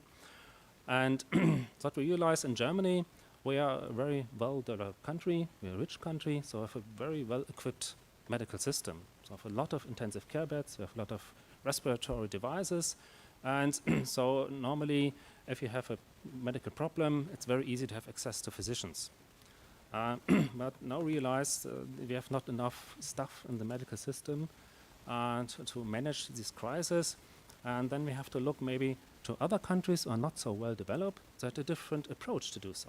And as the WHO just published in here on the left side down in 2008, yes, you have to train laypersons. And it's not a really difficult business to do so, but this is an easy way to enhance your capabilities. And realize that also in the military service, you say, as General Schaps said, so we have our military musicians, and due to the lockdown situation, they have no chance to do concerts. And then we say, yes, it's just sitting at home and boring.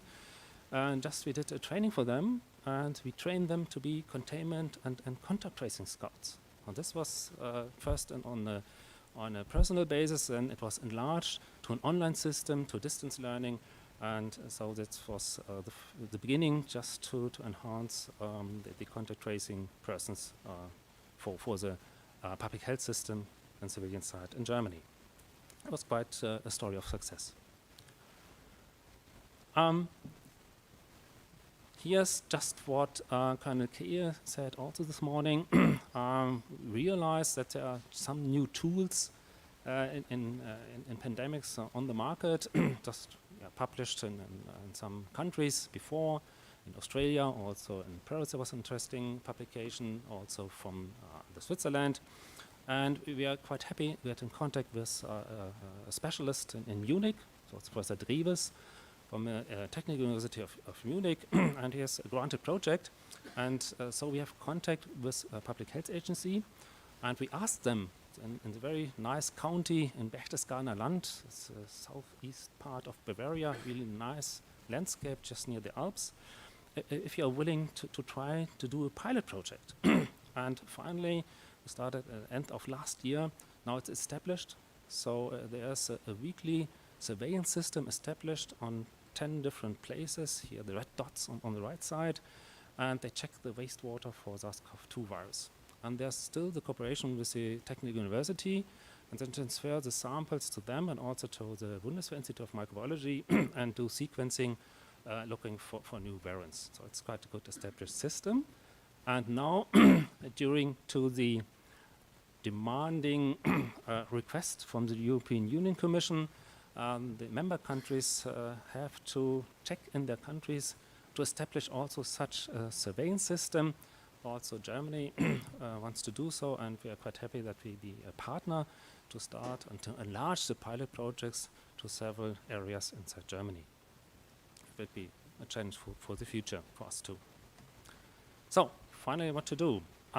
As I started with bureaucracy, just simply see on the upper right side this funny movie Zoomania, when you have this special staff member of bureaucracy.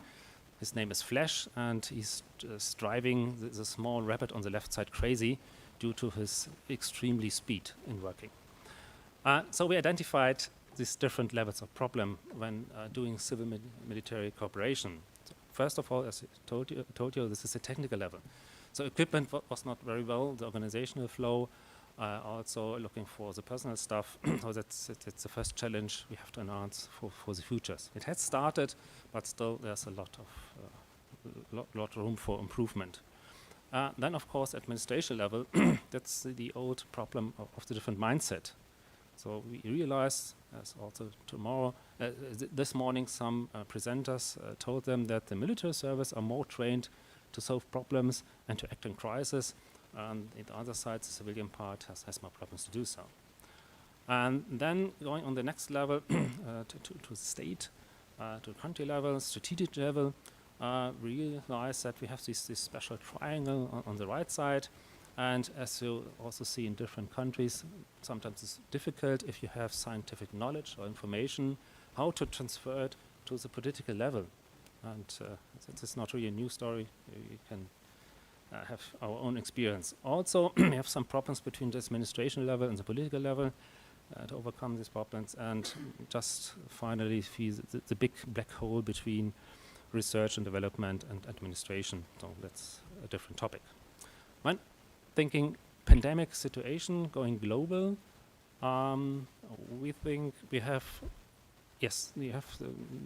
done a lot of efforts also from the UN and the WHO how to manage a crisis for all the countries and nations. And one issue would be to harmonize reaction patterns.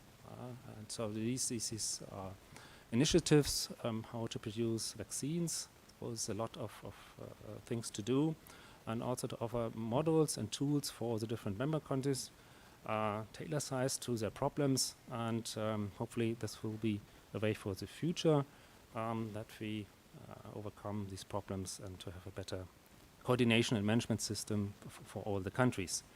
But to be honest, finally it's a question of giving money. And last, just what we realized when we're working in a civilian area and support them, very often it's to change the way of thinking. So it's a brand new book just this year on the market, Greed is Dead. Just you have to change our way of thinking, just not only selfish thinking, to be best for ourselves. So we have to learn to work and to act more as team players, and also to use swarm intelligence. And we realize the virus is very smart, and he's very well trained to overcome our bad organization. So we have to enhance our organizational workflow, our management, to better prepared in the actual and in future pandemics. And just at the end, I'm very happy that all these things we have experienced and seen in our work in the last 1.5 years is now this morning published online open access in a paper in Frontiers Public Health. So it's easy for you just to see at home and look at the information we put on there. There are also some scoring tools inside, so it's easy for you to check it. And just the last information from our experience on the civilian side, what's happened there. So very often we see that the civilian part is living in his personal comfort zone, and we try to push them to make the next step to the upper right side, where we think the magic happens. Then inside this other bubble, you can solve problems, and you get me more happy if you have a crisis. So, thank you very much for your attention. That's my presentation.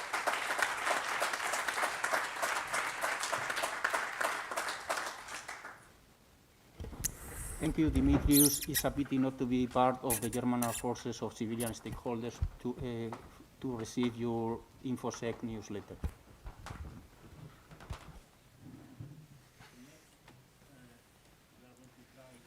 We are going to try internet to do its magic and to connect with Slovakia.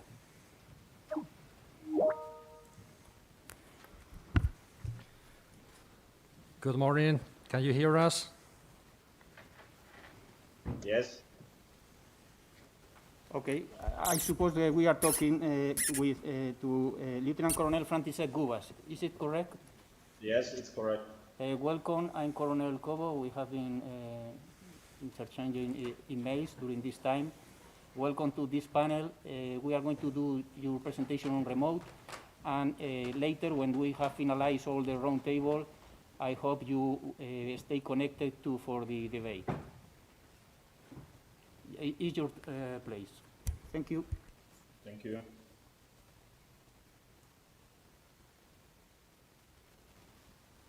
Good morning, ladies and gentlemen. First of all, I would like to express my gratitude to the organizers of this conference for the possibility to deliver my presentation.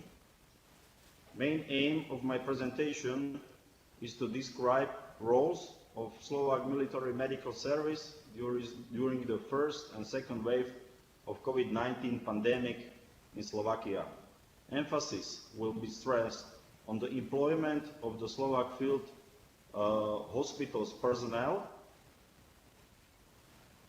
These field hospitals are medical treatment facility Road to ECHO, and medical treatment facility Road to Bravo, consisting of about 140 medical personnel.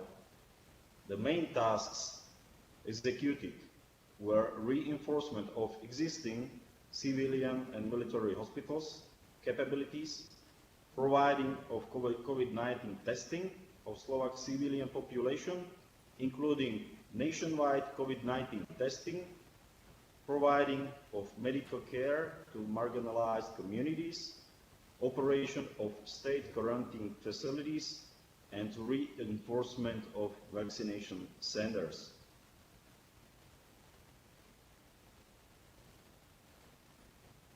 COVID-19 pandemics in Slovakia, which has been caused by severe acute respiratory syndrome of coronavirus 2, was confirmed to have been spread to Slovakia on the 6th of March 2020, when it was announced that a 52-year-old man was infected. He had not traveled abroad, but his son had traveled to Italy and was later confirmed as the first Slovak to be infected. Slovakia largely avoided the first wave of pandemic, which lasted from the 1st of March 2020 to 14th of June 2020, with early and widespread masking, border closures, strict lockdown, and compulsory state quarantine for returnees from abroad, seeing daily cases in dozens, even as the virus enormously spread throughout Europe. The Slovak armed forces were widely involved in support of operations that helped to minimize COVID-19 spread among Slovak population. Personnel of Slovak field hospitals was during the first wave of COVID-19 involved in operations Carousel, Return, Umbrella, and Zlaté Piesky. In the next part of the presentation, I will speak about each of these operations. First operation executed during the first wave of COVID-19 in Slovakia was Operation Carousel. Roma minority in Slovakia make up to 11% of the population. The community is dispersed throughout the country. As COVID-19 spread throughout the world, around 1,500 members of the Slovak Roma community returned back to Slovakia from abroad, as did many non-Roma Slovak nationals. Returnees from abroad were required to quarantine for 14 days in the state-appointed facilities. Roma settlements in eastern Slovakia near town Mielnica was quarantined due to the fact that a member of community who had returned from the United Kingdom did not keep the obligatory quarantine. This sparked the decision to enact targeted testing for Roma communities living in crowded settlements, as there were concerns that the probability of the virus spreading more rapidly in these settlements is increased owing to the inadequate sanitation and hygiene conditions. Testing began in 33 settlements with assistance from the Slovak armed forces, because it was not possible to mobilize so large number of medical staff to facilitate testing in the densely populated Roma settlements. Such capacity was found only to be with involvement of the Slovak armed forces. The personnel of medical treatment facilities Road to Echo and Road to Bravo was deployed to this operation and executed COVID-19 testing. The number of personnel used can be seen on the slide. The next operation that was connected to the Operation Carousel was Operation Umbrella, was historically the first civil military operation in the Slovakia. The main objective was to ensure order, security, and help maintain standard living of local communities. Personnel of the Slovak mobile field hospitals was deployed to to provide medical care in closed Roma communities due to their quarantine. Operation Return was executed, as I mentioned already before, for those who were returning from abroad, and they were required to quarantine for 14 days in the state-appointed facilities. Based on the decision of the Slovak government, Ministry of Defense established 5 quarantine facilities in the Ministry of Defense recreational and training facilities.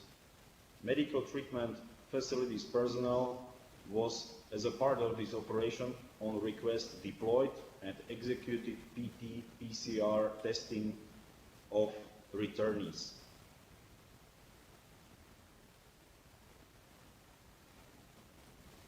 The next operation was Operation Zlaté Piesky. It was the quarantine town, Zlaté Piesky, and it was established with the capacity of 50 people.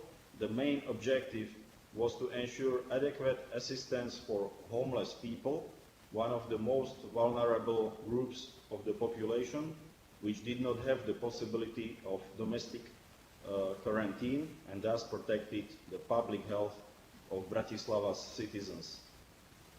The armed forces materially equipped the quarantine town, and medical treatment facilities Road to Echo and Road to Brau provided medical personnel. Medical care was provided on 24/7 basis. Medical doctor and nurses were available during day shifts, and the nurses were available during night shifts. The task was fulfilled from the 15th of April 2020 to 31st May of 2020.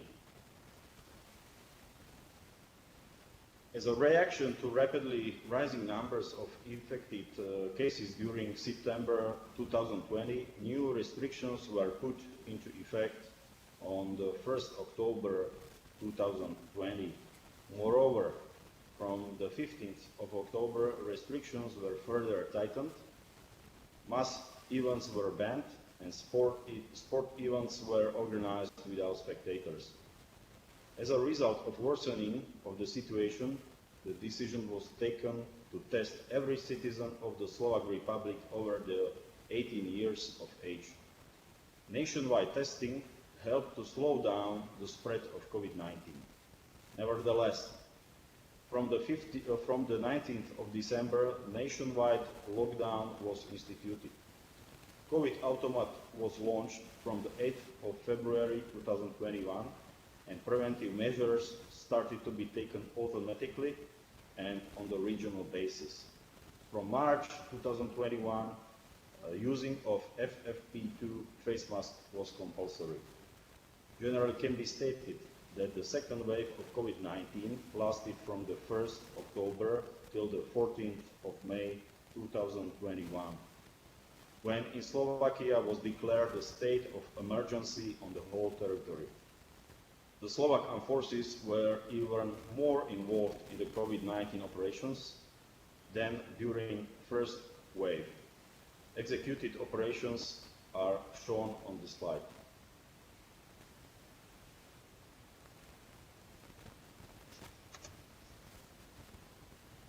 Common responsibility was the first operation that was executed during the second wave, and it was the biggest logistic operation executed on the Slovak territory.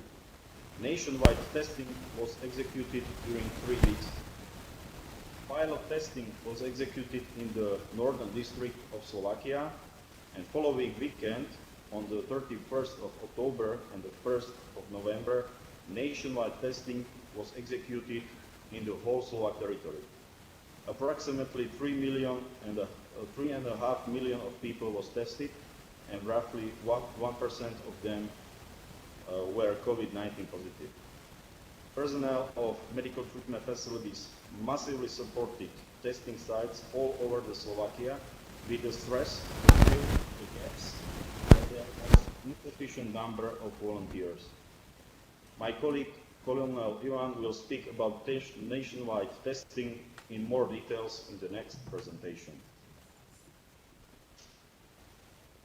The main aim of Common Rampart operation was to augment civilian PT-PCR testing capacities and to help regional public health authorities trace contacts of confirmed COVID-19 patients. The longest operation executed during the second wave of COVID-19 in Slovakia was Operation Continuity. The main aim was to support force health protection of professional soldiers and employees of the Slovak Armed Forces, but also to support the Ministry of Health.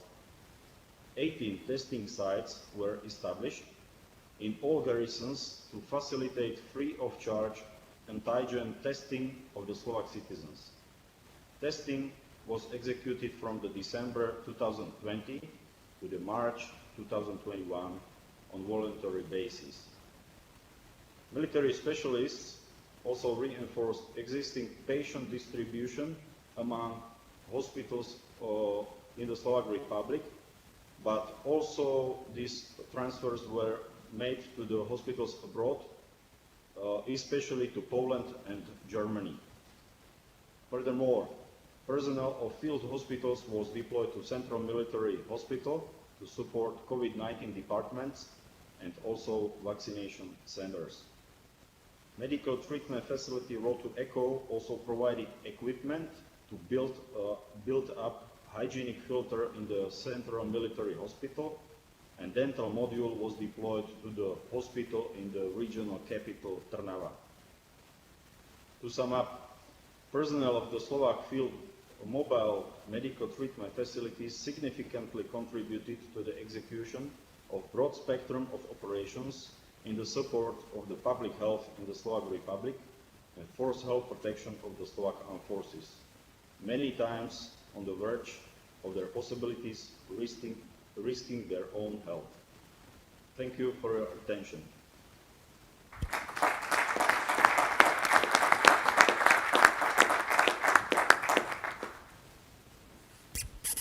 I hope you hear the applause coming from here. Thank you very much for your presentation. And in fact, the explanation has gone beyond the medical, the support from the mobile field hospitals. And thank you very much for your explanation. Next, we are going to try with our second Slovakian colleague.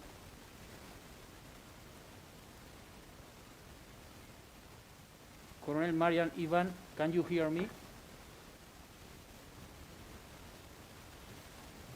Colonel Ivan, can you hear us? Yes, I can hear you. And it seems that my presentation is already uploaded. I'm trying to manage the presentation, so it will start from the beginning. Let me give it a few minutes. Thank you very much. You can proceed. Thank you very much for delivering this presentation, and it is your place.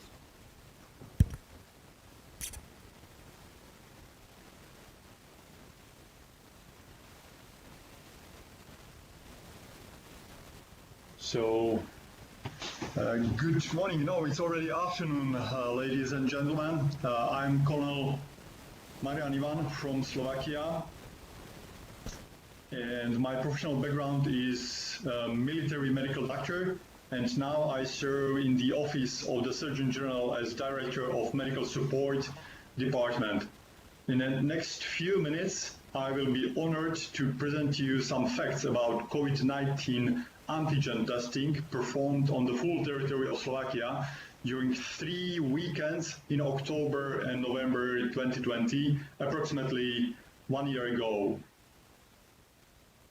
These are the usual pictures we like to portray when speaking about our medical services. Unfortunately, nothing was ordinary in this special year 2020. In order to understand better the situation in Slovakia, let me quickly state a few facts about Slovakia. Slovakia has a population of 5.5 million. It's a highly developed economy in Central Europe, a member of the European Union and Eurozone. And yes, you can pay in euro in Slovakia since 2009. Average life expectancy is 70 years. health spending is 2,300 euro per capita. The state was created in 1993 following the dissolution of Czechoslovakia. It was already mentioned by my colleague Lieutenant Colonel Gubash that we have roughly coped pretty well with the first wave. The second wave caught us a little bit on hand. So in late September 2020, Slovakia started to see a second wave of COVID-19, eventually reaching 7-day median of 2,500 cases.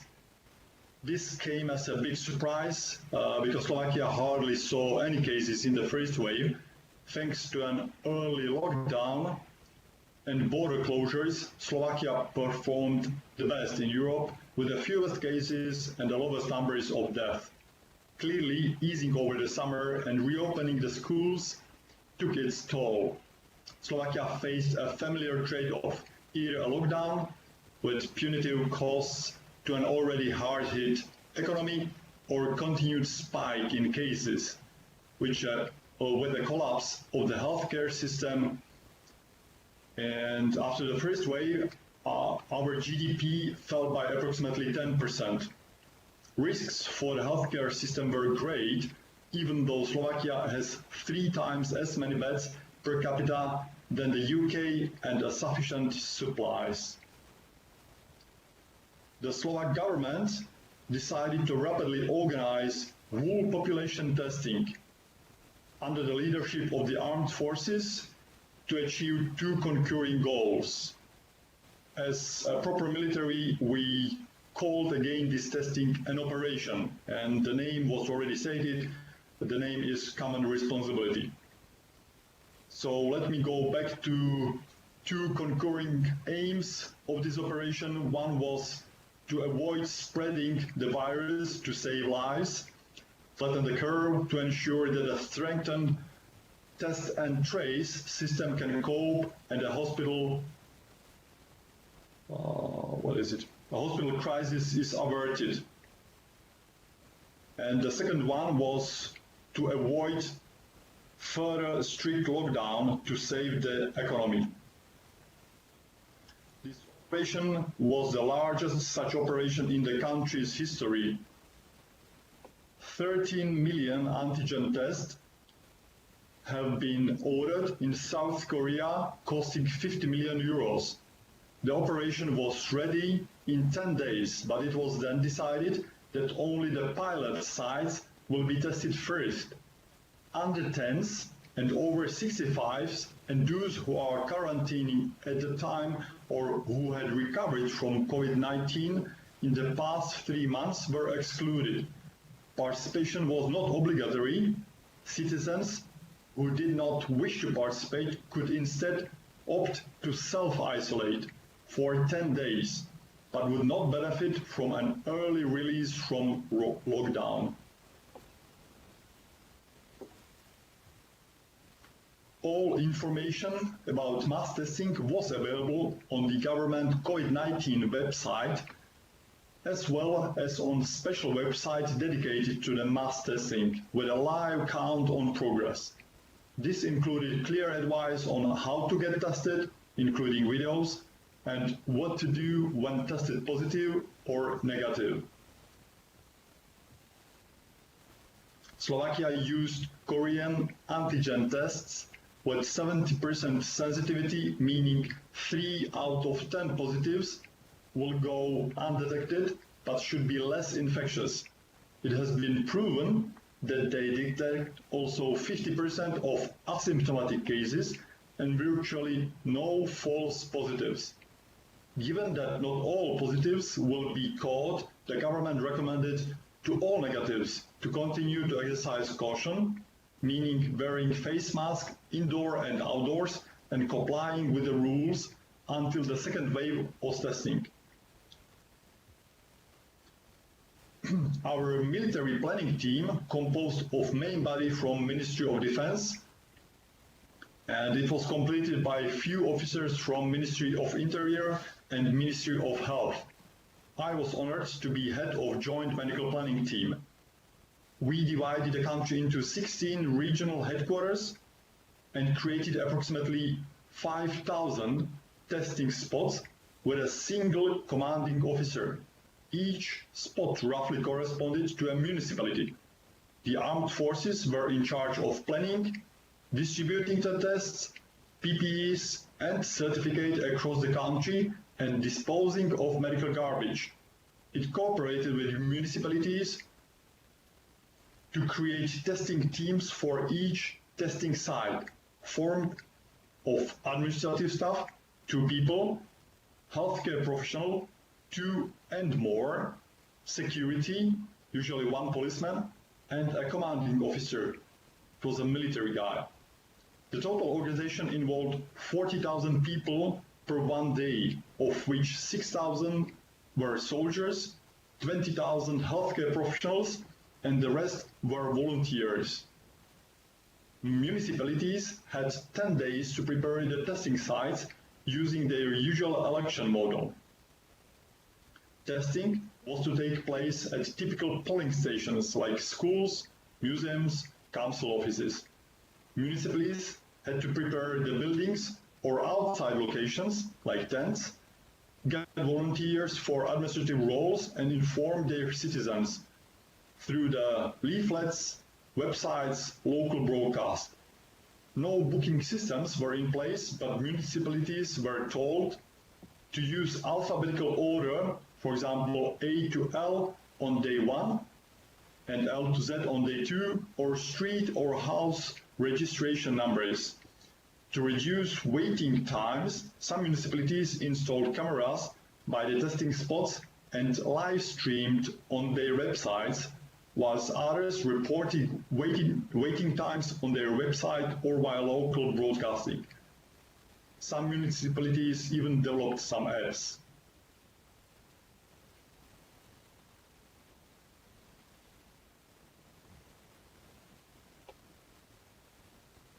On this picture, you can see different types of testing sites. The government organized mass testing of key infrastructure over the same weekend, or 1 and 2 or 2 days before. All hospitals, care homes, staff and patients, and key workers, including their households, were tested in special sites ahead of the general testing. Also, big employers, like 10,000 and more staff, were also allowed to organize testing on their staff, including their households, in close cooperation with the government, which provided all the supplies. Each site usually had multiple testing spots. Each spot aimed to conduct roughly 800 to 1,000 tests in total in day 1 and day 2, averaging to 35 tests per hour. And here you can see example numbers for a municipality. Like one municipality has approximately 25,000 inhabitants, of whom 70,000 were eligible for testing, between 10 to 65 years old. However, they expected that up to 20,000 would turn up, given that some people don't have permanent residence in the area. The municipality created 18 testing spots at 7 testing sites, aiming to process 800 people per testing spot, with an average of 35 people tested per hour. The average wait time from arrival at the queue to exit was 1 hour. The estimated cost for the municipality was 40,000 euros, so approximately 2 euros per tested person. You can see a process map of testing spot. Every testing spot has the following parts: queue, which was socially distanced; entry, meant by police officer; registration, meant by an administrative staff or volunteer; clearing of nose and throat. 5 is testing, meant by one healthcare worker conducting the swab. category A or one healthcare worker or provider doing the test, category B or C. These categories means that the category A has a slightly higher education, and it's just due to the fact to our law, which allows category A or category B to perform a certain swabs. And the last one was, the next one was waiting, which was social distance, and the last one was the results which were administered by a volunteer or staff, followed by an exit. And here on the slide number 10, you can see example of one testing site.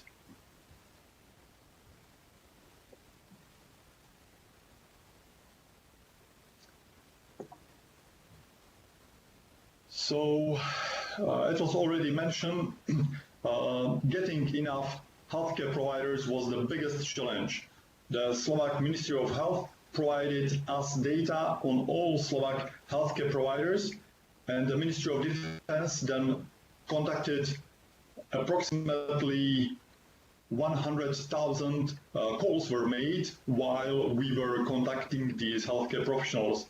However, by Thursday, that means 2 days prior to the mass testing, only 30% of testing spots had enough registered healthcare providers. The participation was voluntary, but the remuneration was 7 euros per hour plus 20 euros for every infectious case. At the last minute, a miracle happened, and our Prime Minister announced that 500 euros, extra 500 euros, was promised for those healthcare professionals who take part on both days. For example, this meant that a healthcare provider in an area with 2% prevalence would earn approximately 900 euros. For context, the average monthly salary of a doctor is roughly 2,400 euros and nurse 850. This extra incentive helped to recruit 100% healthcare providers in time.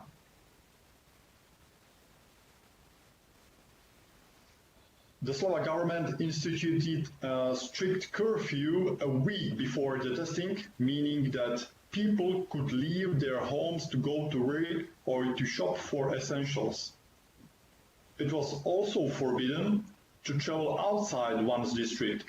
The testing was said to be voluntary, but with the following consequences. Those who did not get a test would be subject to constitute curfew until the second round of testing. This includes vulnerable people, plus about 65 years old, who are not advised to get tested. Those who tested negative would be able to go to work, shops and outside for exercise, but within existing guidelines.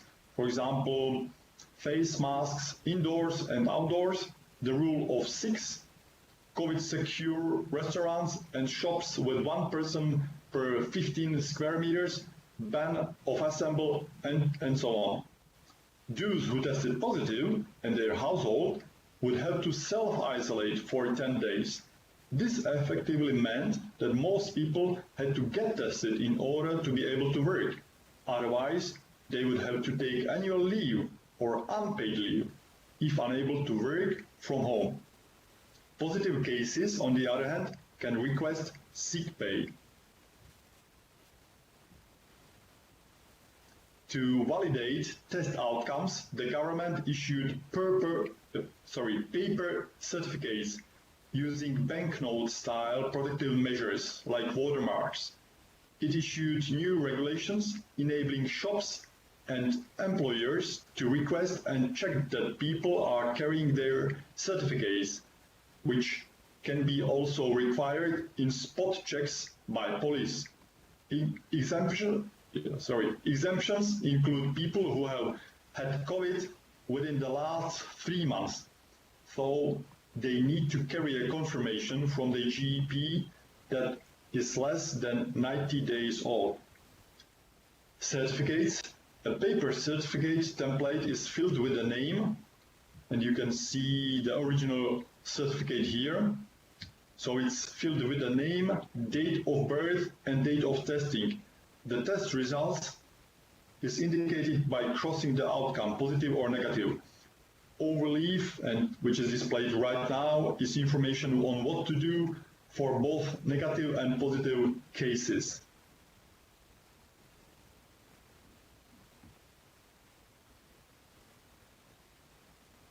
Ten days after the initial decision, a pilot was organized in 4 districts with significant outbreaks in northern Slovakia.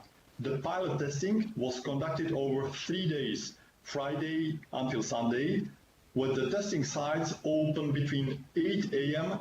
until 10 p.m. Incentives were similar. Certificates of negative tests results were required by employees and retail venues.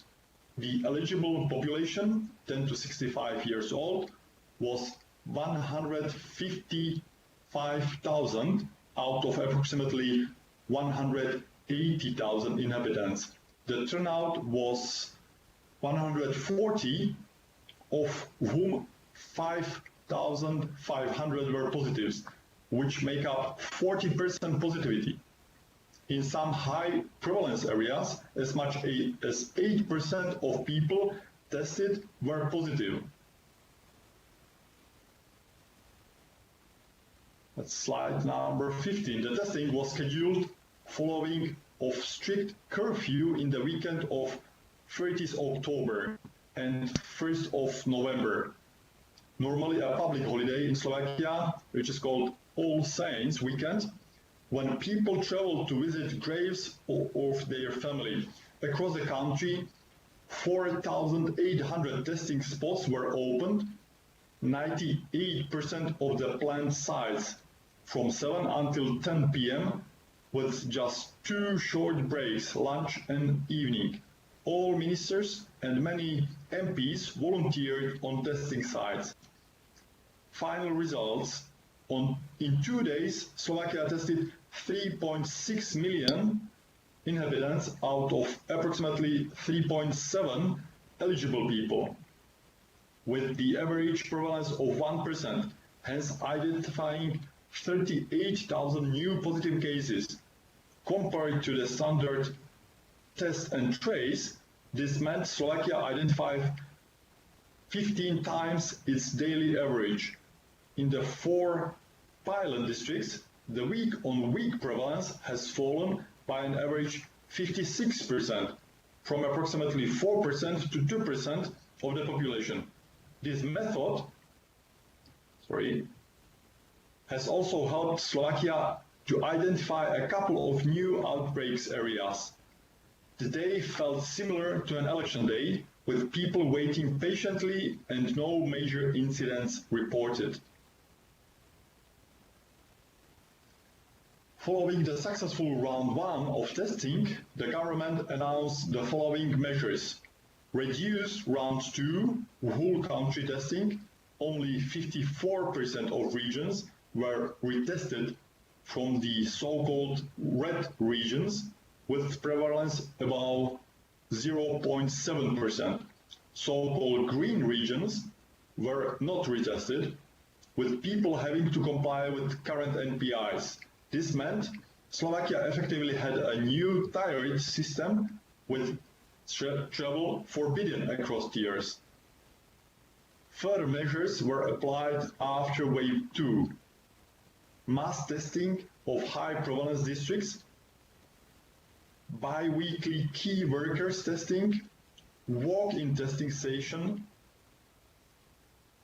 These were installed in all districts for everyone to use at their leisure, and securing borders.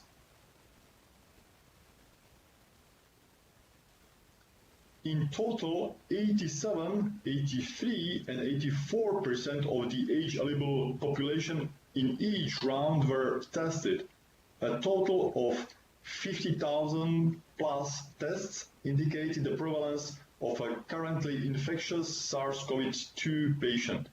The proportion of positive tests was 3.91, with the range across counties 3.12 up to 4.84 in the pilot. In first round, it was 1.01% and 0.62% in round 2.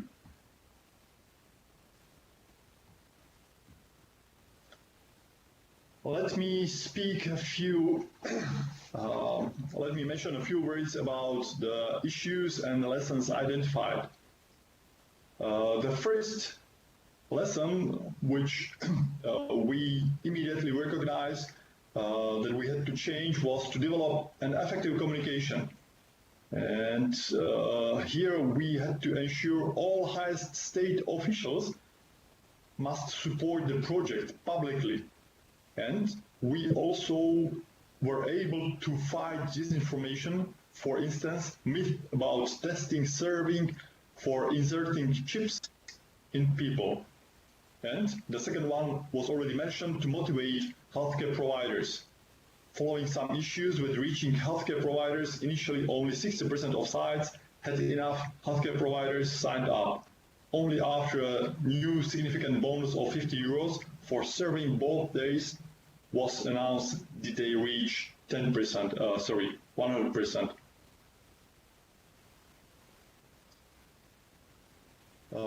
So here on the slide number 19, you can see overall logistic numbers. This was the most demanding logistic operation in the history of Slovakia and required tight cooperation with all governmental and non-governmental entities. Operation Common Responsibility was the most extensive and also intensive civil-military cooperation with most demanding logistic support in the history of the Slovak Republic. That was under direct command and control of the armed forces in cooperation with the Ministry of Interior, local municipalities, and also private companies.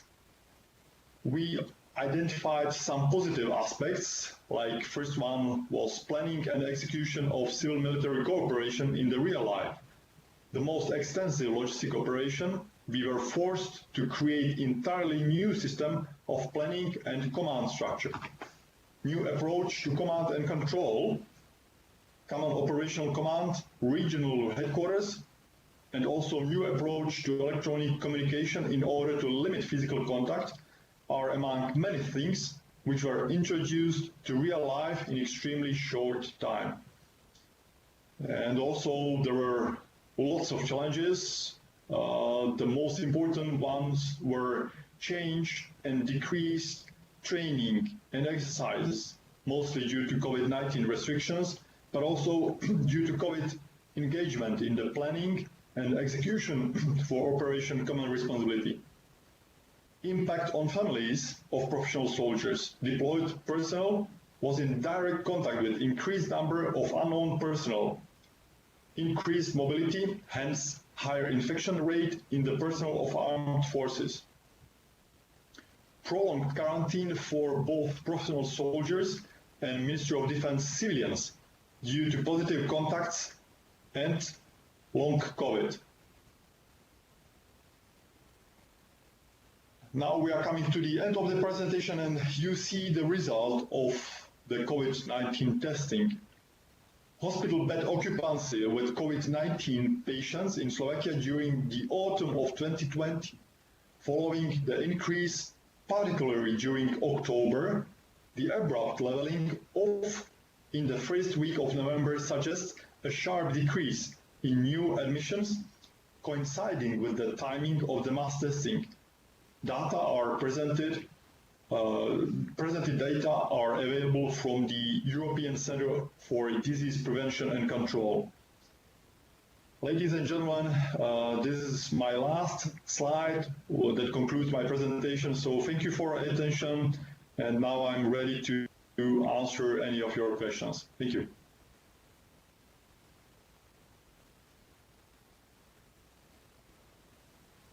Thank you, Coronel, for your detailed and extended presentation, in fact, more extended than we have foreseen.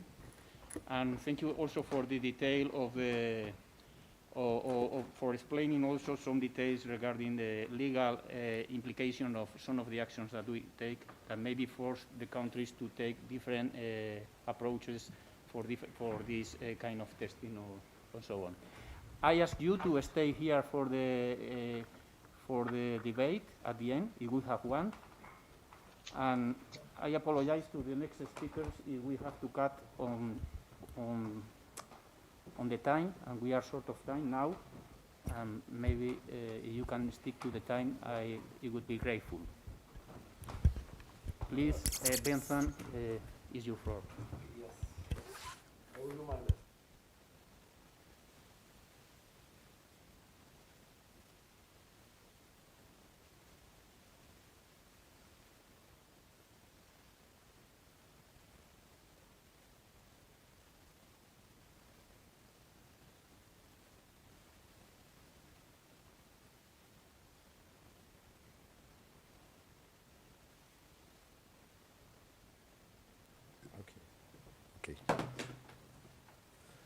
I will be doing this presentation as my colleague Julie de Geldre is not present here today.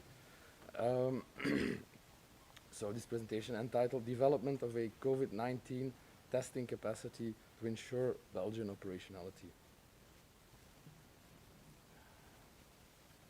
So who am I? I am a medical doctor and a clinical biologist, which is a medical laboratory specialist.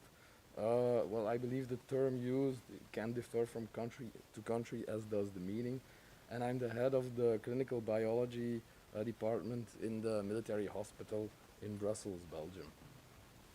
The goal of this presentation is very plain and simple. It's just to outline the contribution of the medical lab to operationality of the Belgian armed forces during the COVID-19 pandemic. So there's no great science here, as basically we did what every medical lab has done, that is PCR testing. So here's the summary. I will just give you a brief overview of well, our laboratory and the military hospital prior to the COVID-19 pandemic, and which molecular biology equipment we were using, and how we came into contact with COVID-19, and how that resulted in the definition of a need for an independent military testing capacity. And then at the end, well, I will just show you what we put into place, what techniques we developed at the military hospital. So this is a picture. Here you can see a picture of the military hospital Queen Astrid in Brussels. You need to pass the slides here. Oh, I'm very sorry. We can see anything. Yeah, sorry. So here you can see a picture of the military hospital, Queen Astrid. It's a big building, but it has relatively few patients compared to other hospitals. Its most important and most known unit is the burn unit, which has an ICU.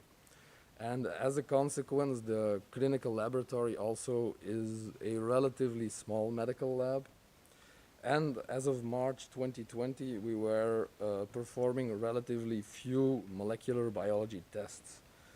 We were doing PCR for Anaplasma phagocytophilum, which is a gram-negative bacteria transmitted by ticks. We perform it because we are the national reference laboratory in Belgium. We also did STD testing for chlamydia and gonorrhea. And we did loop-mediated isothermal amplification for Plasmodium for malaria screening in returning military personnel. So these were the devices we were using. On the left, it's the device we used for loop-mediated, well, for LAMP. On the right, it's well, a gene expert, which is a point of care, let's call it a point of care PCR. It's automated amplification, extraction, amplification, and even interpretation of the result. Well, that we were using for the STD testing.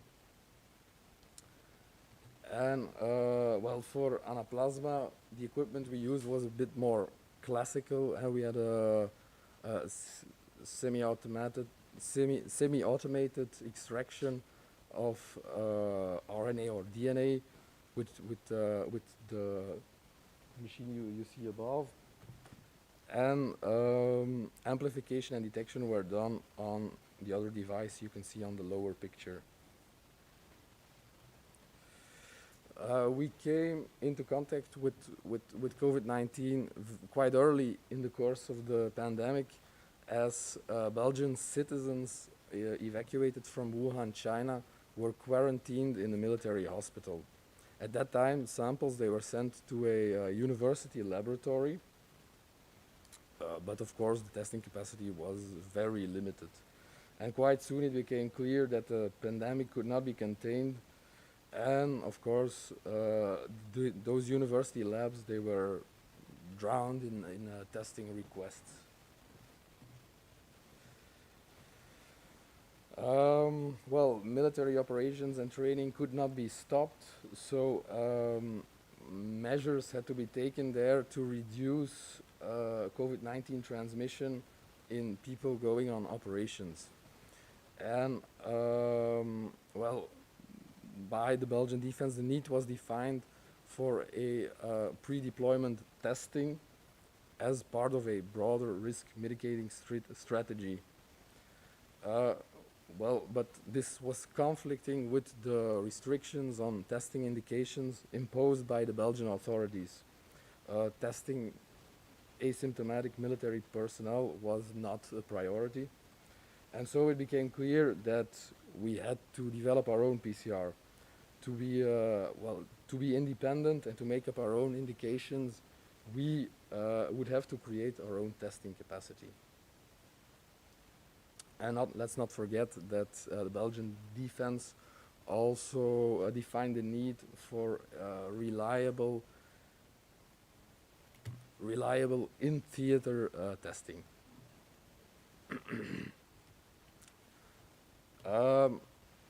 Yes, and well, this is what we did. So these were the solutions we offered using the equipment that we had at military hospital that I've already shown you in my previous slides.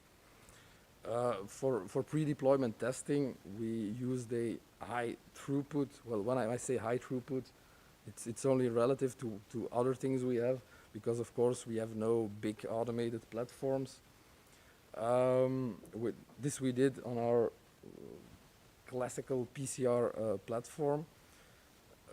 This technique had longer TATs and was also technically a bit more challenging, which was a bit of a problem for us, as we had few laboratory technicians who were qualified to do it. And all of a sudden, our workload in molecular biology exploded, and so it was a bit of a challenge to us. But then again, these were of course problems that many medical laboratories faced. For in-theater testing, we used the GeneXpert devices. They're low throughput devices with relatively short TATs.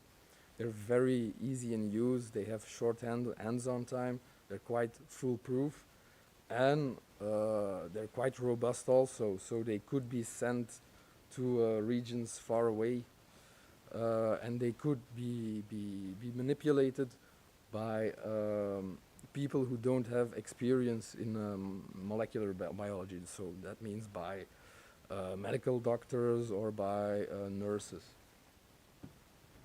And of course, let's not forget that in the military hospital we had patients, so they also could profit from the techniques we put into place. Well, and these GeneXpert devices, they actually were deployed on on several naval vessels and also in Mali, in Africa. well, this was basically all I had to say. So, thank you for your attention.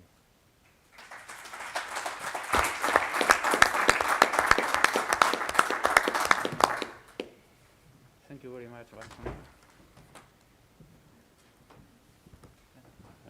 This now is the turn of the Colonel Laval about the lessons learned on a study of a cluster of COVID-19 in Creil, in the northeast in France.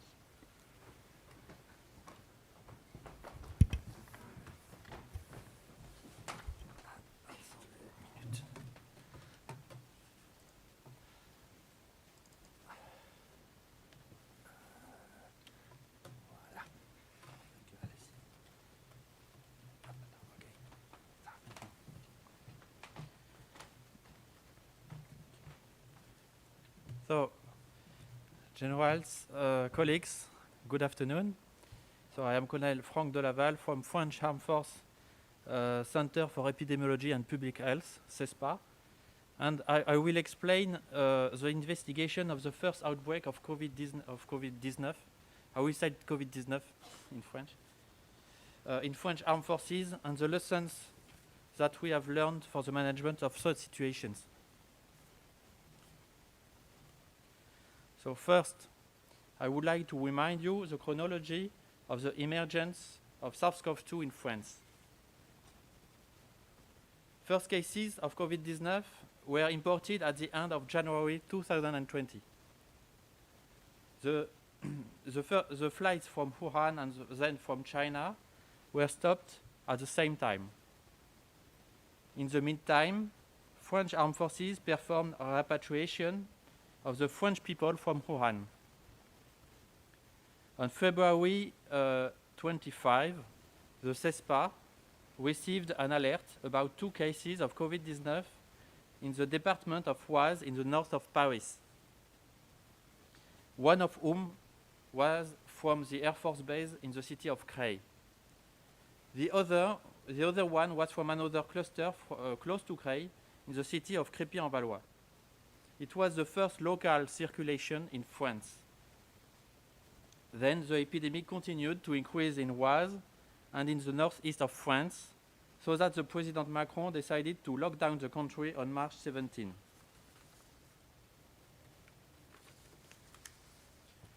Both clusters in Creil-Herbaz and in Crépy-en-Valois evolved at the same time.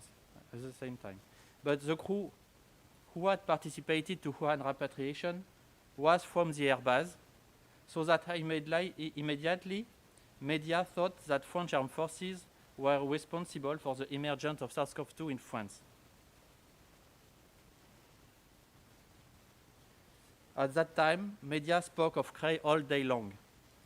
Our Minister of Defense was questioned several times by the National Assembly and the Senate about that. So you can understand the pressure we had to resolve this situation. Our objectives for this investigation were to confirm the outbreak and the causative agent, to identify the cases and to stop the viral transmission, and to identify the origin of the virus emergence.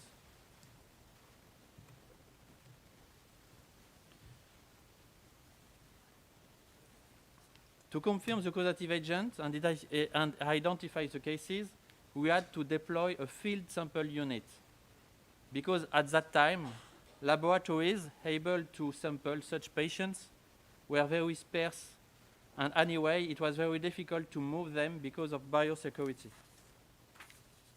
So, the first 24 hours, we reorganized the medical facility, we ordered equipment and trained the staff with security protocols to build this capability. It was the first pattern of a field sample unit, and it was reproduced several times in other investigations. We confirmed 27 cases with PCR or with serology as soon as it became available. We used serology to be sure to get all the cases, even asymptomatic ones. We identified the area of the outbreak It was a unique building in the military support facility of the base. Attack rate was 29% in this building. Clinic was as specific, as of course you know now. It was possible to make confusion with flu or cold. So thus the biological confirmation was very important. The first cases of the cluster were diagnosed with delay until 10 days for the first case. This case was severe and hospitalized in a civilian hospital, but they did not perform the PCR quickly because of the French case definition of possible COVID-19 at that time that required a travel history. One lesson to be made is that epidemiological case definition must not influence clinical diagnosis. Moreover, during emergence, when symptoms are not well described.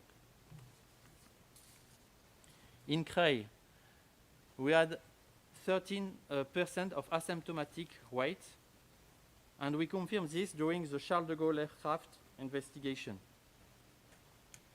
Medical reviews confirm this low rate of asymptomatic, about 20% of the cases, and highlighted also that they were less contagious than symptomatic cases. That means that there is no outbreak of only asymptomatic cases, and that rigorous identification of symptomatic cases and contact tracing permit to identify the few asymptomatic cases around them.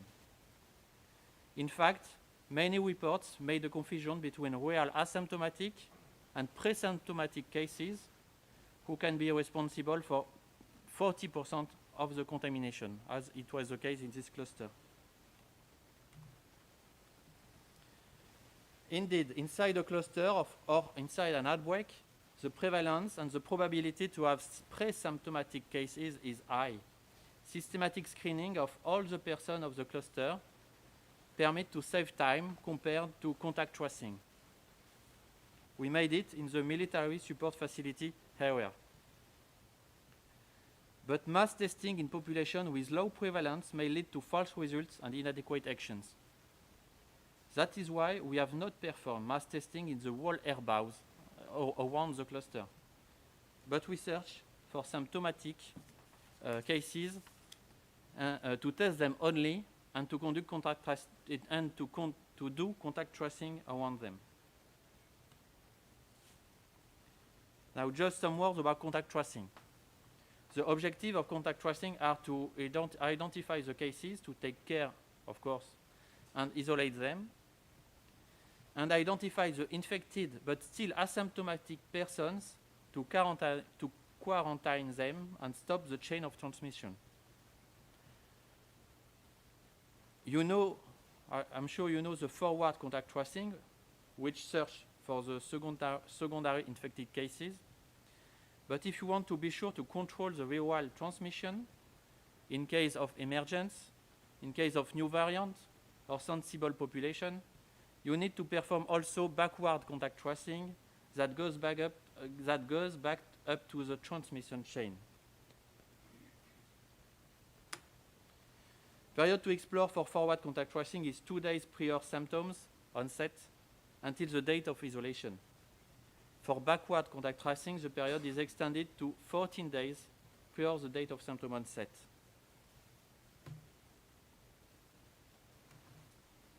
And you have to ask the patient about each social network, householder, colleagues, friends, family, etc.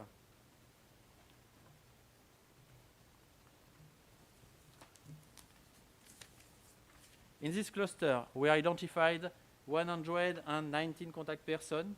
Most of them were finally tested because of symptoms. We compared every schedules and the room occupancy. And this picture is the crisis room in the CESPA, which became as a call center to follow all the cases and the contact person of the first cluster in March and April in French Armed Forces. With this method, we were able to draw the most probable chain of transmission.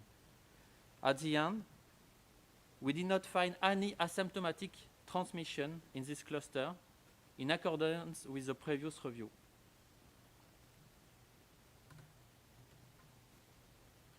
And finally, we permitted to exonerate the French armed forces from the emergence of SARS-CoV-2 in France.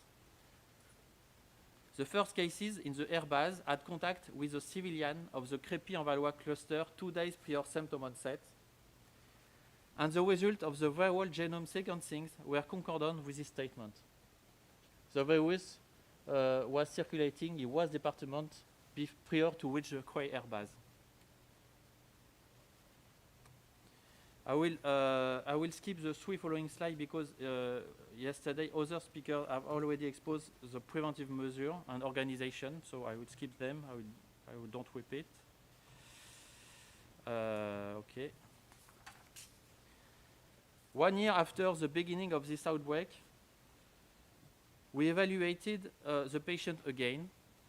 We found that 33% of them declared still suffering from symptoms. They had what we nowadays is called long COVID. So this is the last lesson of this cluster.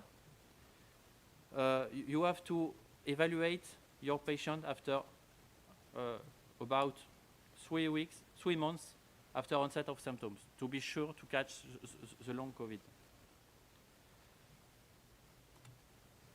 The strategy against COVID-19 pandemic used by many public health authorities is test, trace, and isolate. But if you can, targeted testing based on pre-test probability, based on the clinic, the context, may be more efficient. Thank you for your attention.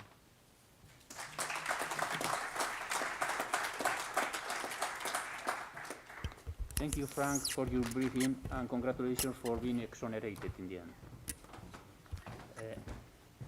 Now, the cherry for the briefings, and it is another briefing who is going to open our minds to not to be close and focus only in COVID-19, but in other possibilities that they can come in the future.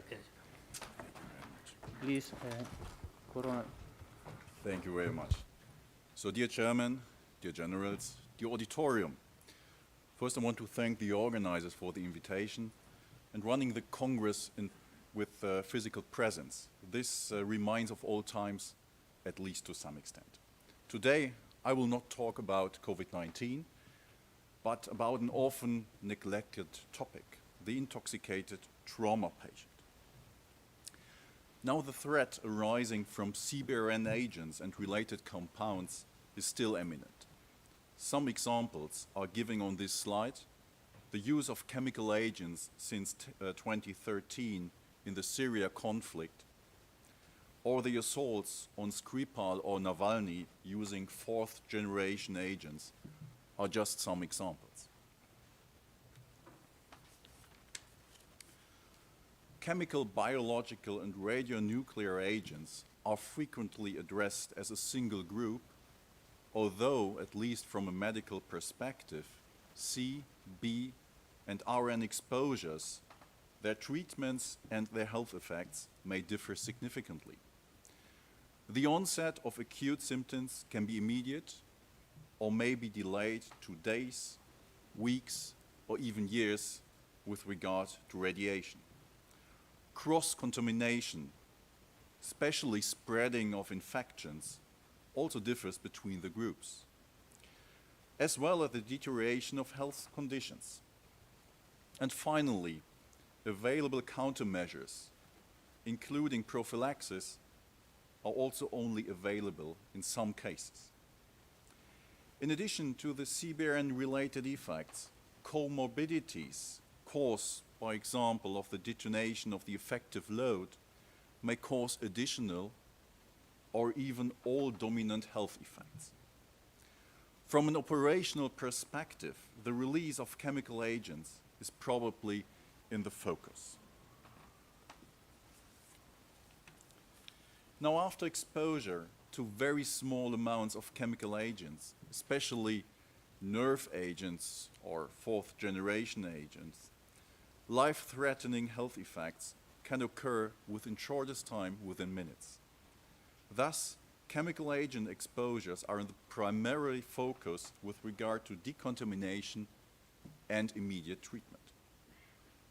After an attack with chemical agents and related compounds, soldiers can be contaminated and thus not necessarily injured. They can be exposed, which means injured by a chemical agent. They can also be traumatically injured, or all of the above. Contaminated patients pose a significant threat to soldiers, especially to medical personnel and unique infrastructures like hospitals or means of transport. However, the immediate application of medical countermeasures like antidote treatment and trauma care is required to increase the chance of survival. A complete and thorough decontamination, however, is time-consuming and may take too long in cases of severe injuries. Combined injuries, agent and trauma, may even complicate the overall situation. Now, there are some general principles that are followed after a chemical attack. At the point of exposure, injured or exposed soldiers have to rely on self and body aid because the presence of a qualified physician cannot be ensured. Affected persons are then gathered at a casualty collection point that should be located close to a decontamination site.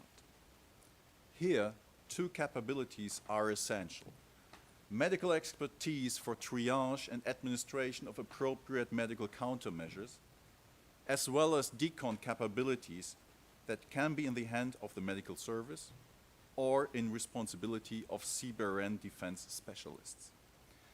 After decon, patients are handed over to the medical chain for further treatment.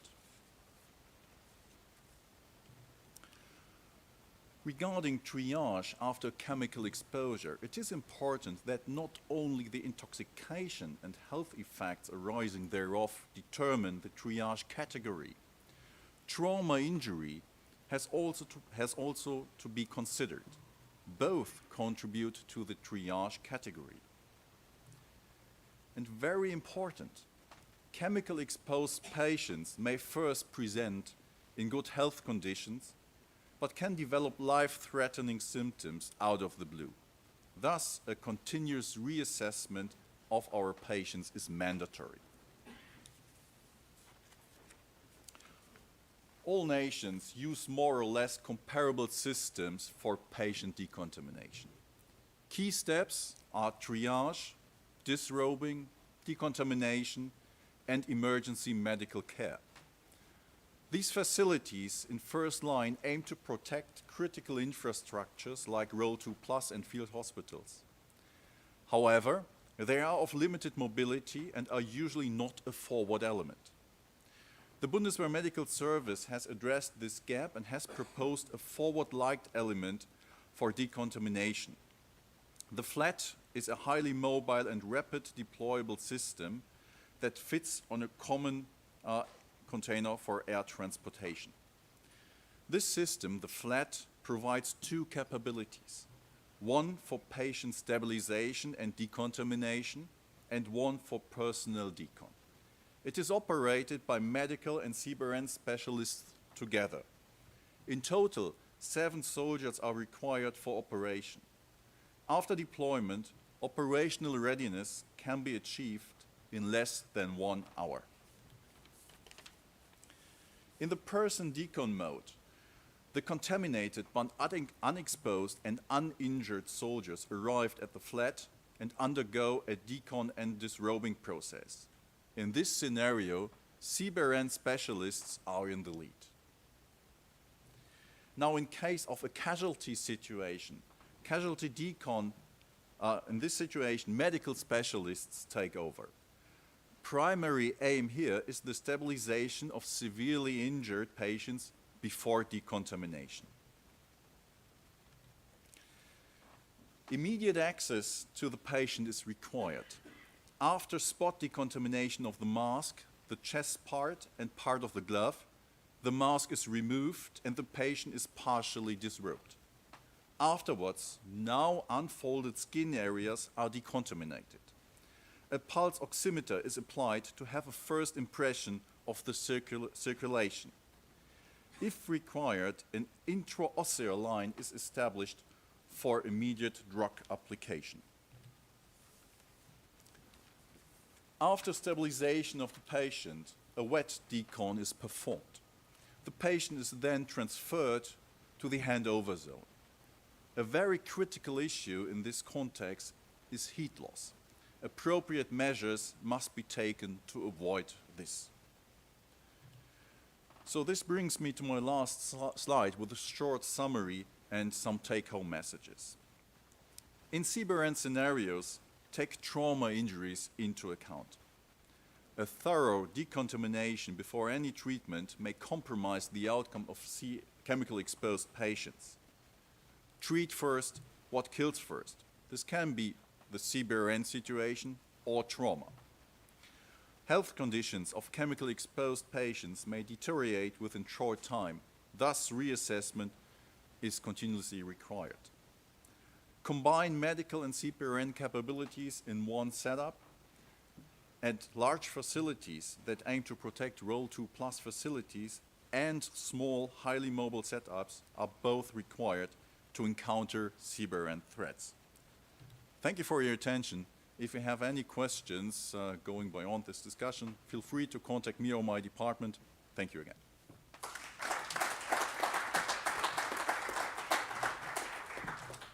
Thank you very much for the discussion. We are going to try to connect again with our Slovakian colleagues.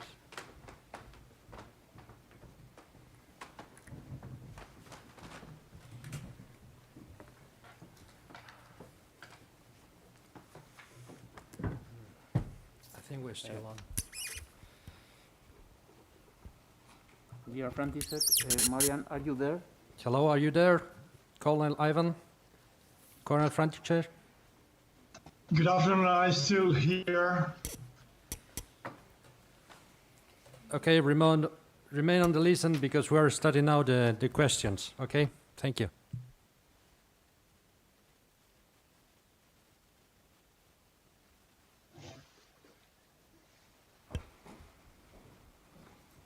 Please, Jill.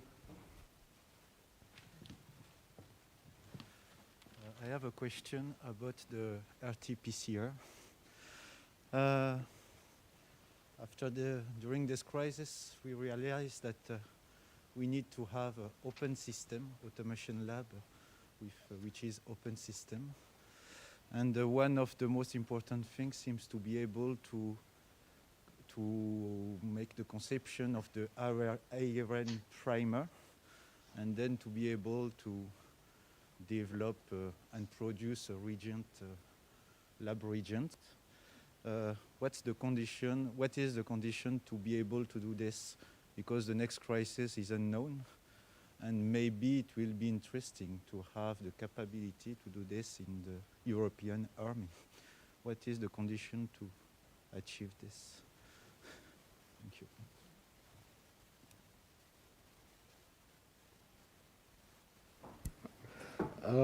Well, sit comfortably. Yeah, that's easier. Well, the system we use, it can be used perfectly for those purposes. You can develop your own PCR and you can run it on such a device. The only problem is that it's quite limited in terms of volumes. So if you want to run larger volumes of tests, you need more automated systems, and but that also is no problem. Well, I don't know very well the strategies used in other countries, but what is happening on a national level is that well, there are platforms performing thousands of tests a day. And they have very basic molecular biology equipment. to do those tests, but if a new agent would arrive, well, they could be used to do exactly the same for this other agent. Well, it's only the systems offered by commercial firms that are often much more limited, because you can only run the reagents offered by the firm on their platforms. I don't know if it more or less answers your question.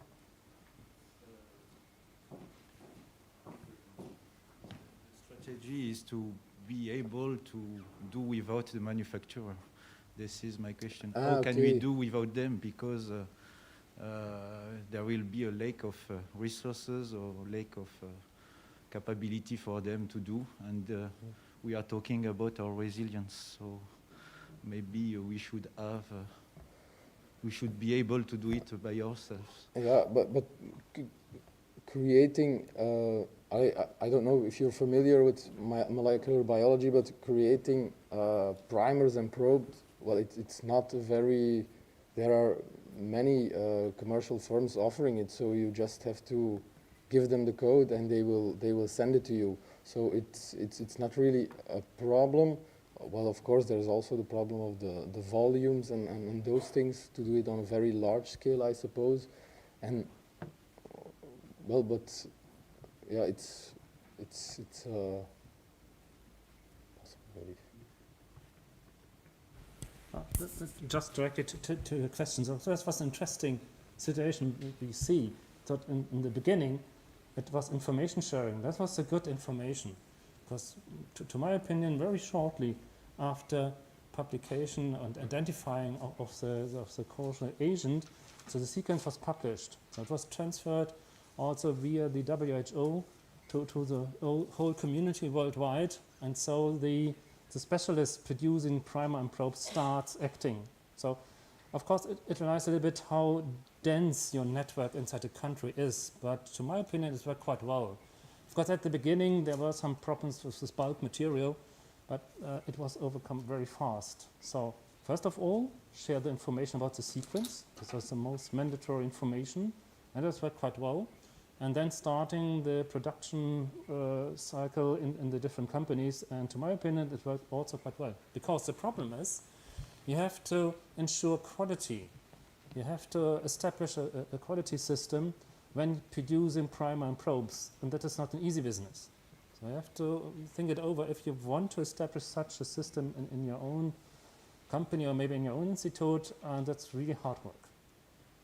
So to my opinion, it worked quite well, that the commercial companies react very fast to produce these new primer and probes, because it was an open access process and can order it worldwide. So just my own experience from a very nice company in Berlin who served over 60 countries worldwide in the beginning and sent the samples and test kits to them. But this was, to my opinion, a very good worldwide combined effort to serve all the countries with the new information and also with the new PCR probes and primers. Colonel Ivan, would you like to contribute? No, thank you. Nice.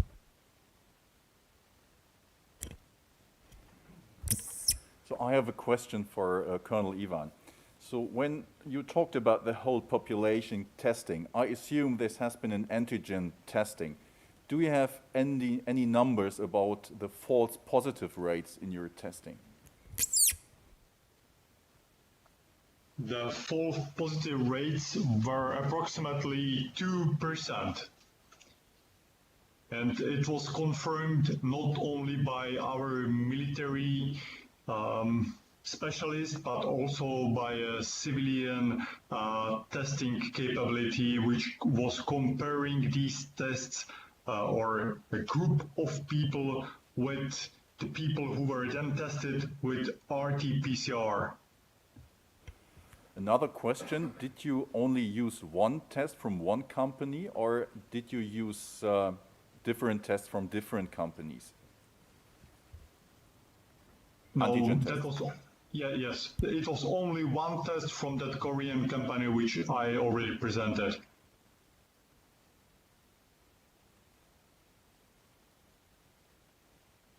I'm going to elaborate a bit a question.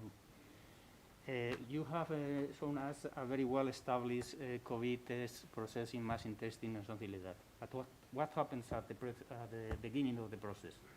At the beginning of the process, there was a scarcity of mass testing. There were national health central, at least in my country, national health authorities with strict rules to apply in benefit of the test benefit, and it was centralized for only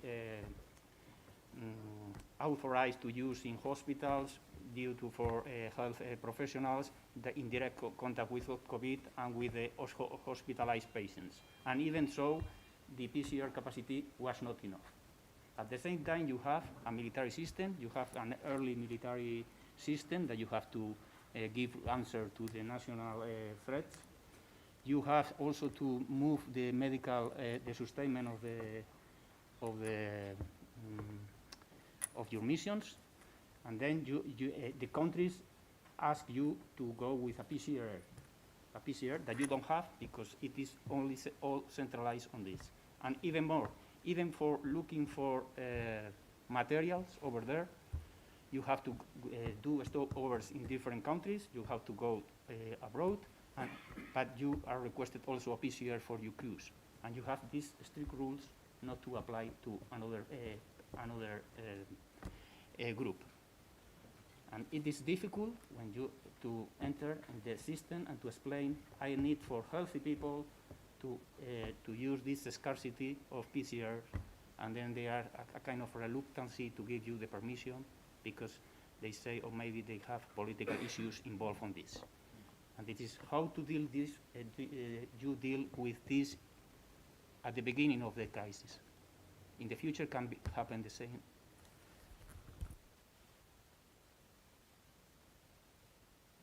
If I understood you well, you were asking me how we have communicated the problems with the scarcity of the testing. It was, as it was already mentioned, it was an antigen testing. So our government, when they were deciding what kind of testing would be the best for the full population testing, surely they cannot use the RT-PCR testing because we just simply did not have enough of these tests, and it would take far too long time to test a whole population. Sorry, Colonel. I'm not asking where for your process because it was when you have the antigen and you can perform massive testing.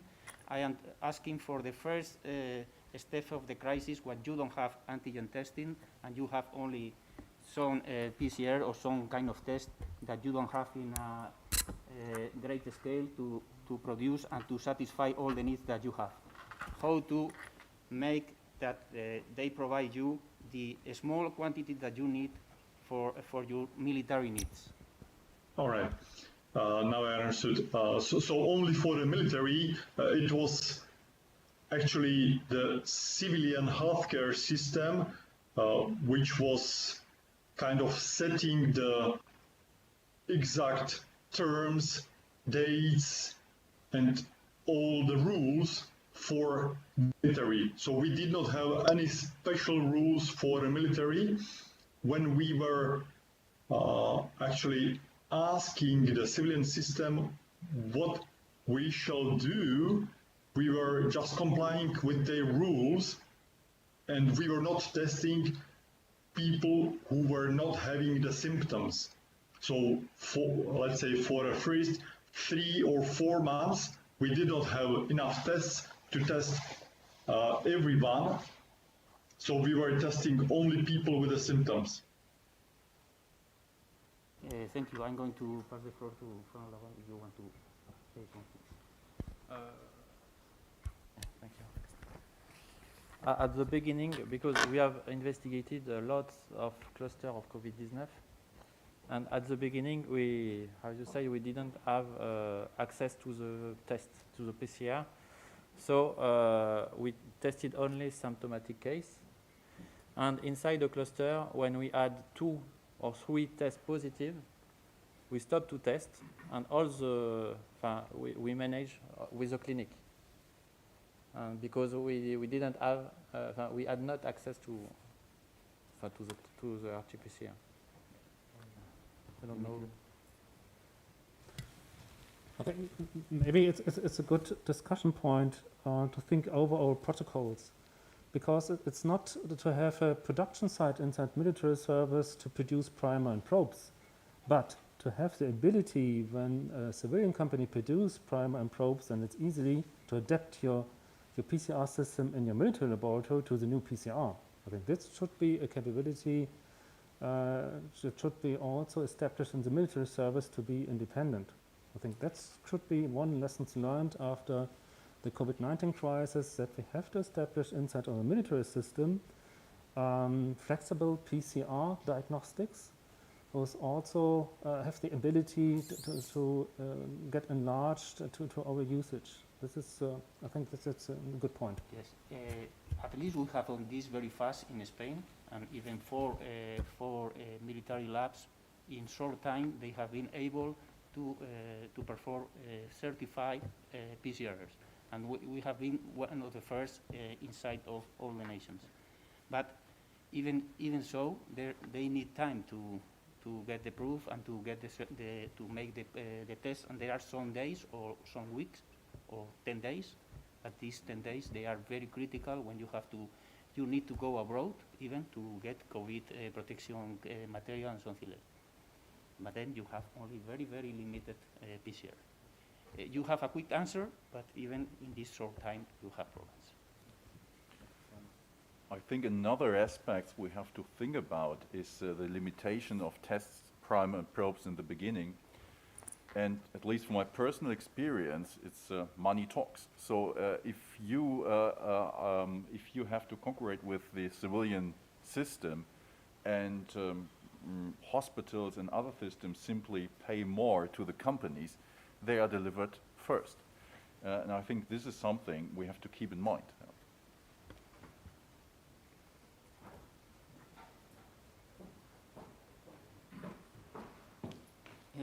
Please.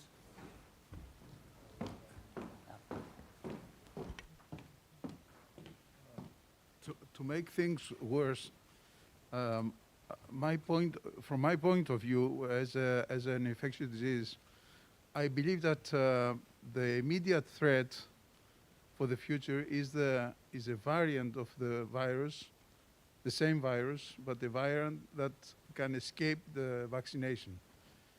So I wonder whether there is an easy way to have a sequence of each variant of the virus, for at least for the people who come from abroad, who return from abroad. It's a difficult question, I know, but maybe the experts, the microbiology test experts, can tell us something. Thank you. Well, we've had a problem. We encountered the problem because we had positive cases in Africa, and of course those returning soldiers. A concern was, which would be a public relations problem, if we introduced variants in Belgium, in Europe, and so effectively those people that were brought back to Belgium, they were isolated and they were tested, and until they had a full sequence, donc they had a sequence of the virus, so they had the variant determined, well, they had to stay in isolation. So you had the capability of doing the sequencing in all cases?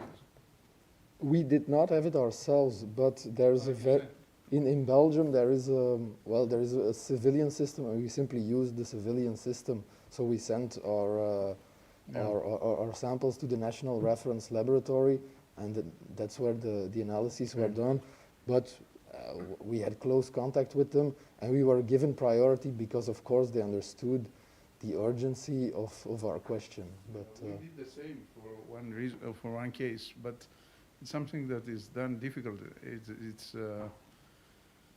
You need the information. You need it very fast, and it's difficult sometimes to have the sequence so fast. Yes, of course. This was also a problem for the medical planners. They were stalking me all the time.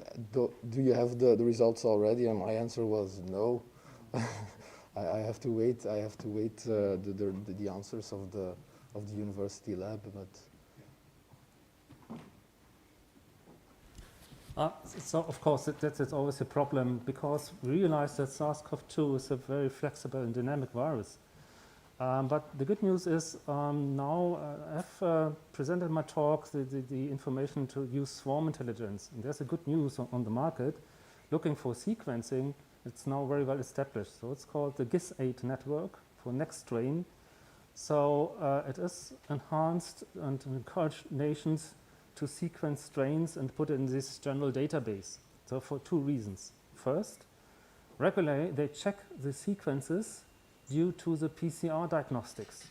So looking if there might be some variations in the regions where the PCR is working, and if they see some problems, they alarm the nations. That's the first important thing. And the second, of course, looking for new variations and hopefully react fast enough to maybe stop new variants like immune escape phenomenon or others. And that's, of course, in the responsibility of the nations, especially for soldiers being abroad. So the German Armed Forces decided to say every positive PCR from soldiers from abroad were sequenced. So that's what's the decision to have more safety issues due to this topic. Yeah.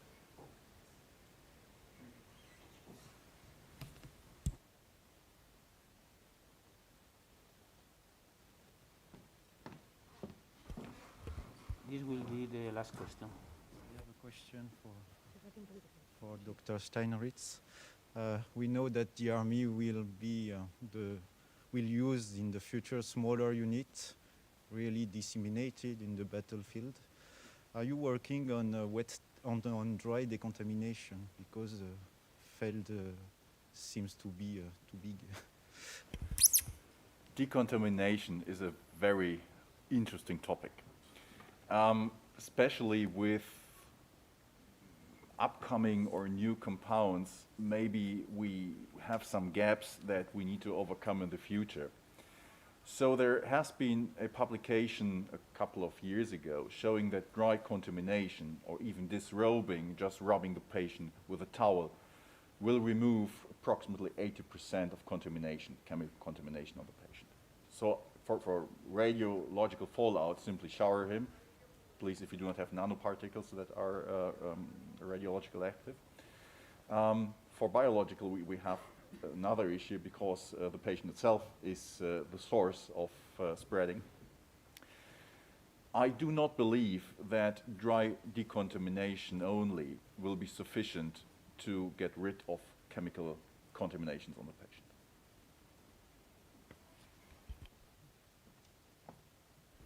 Thank you very much.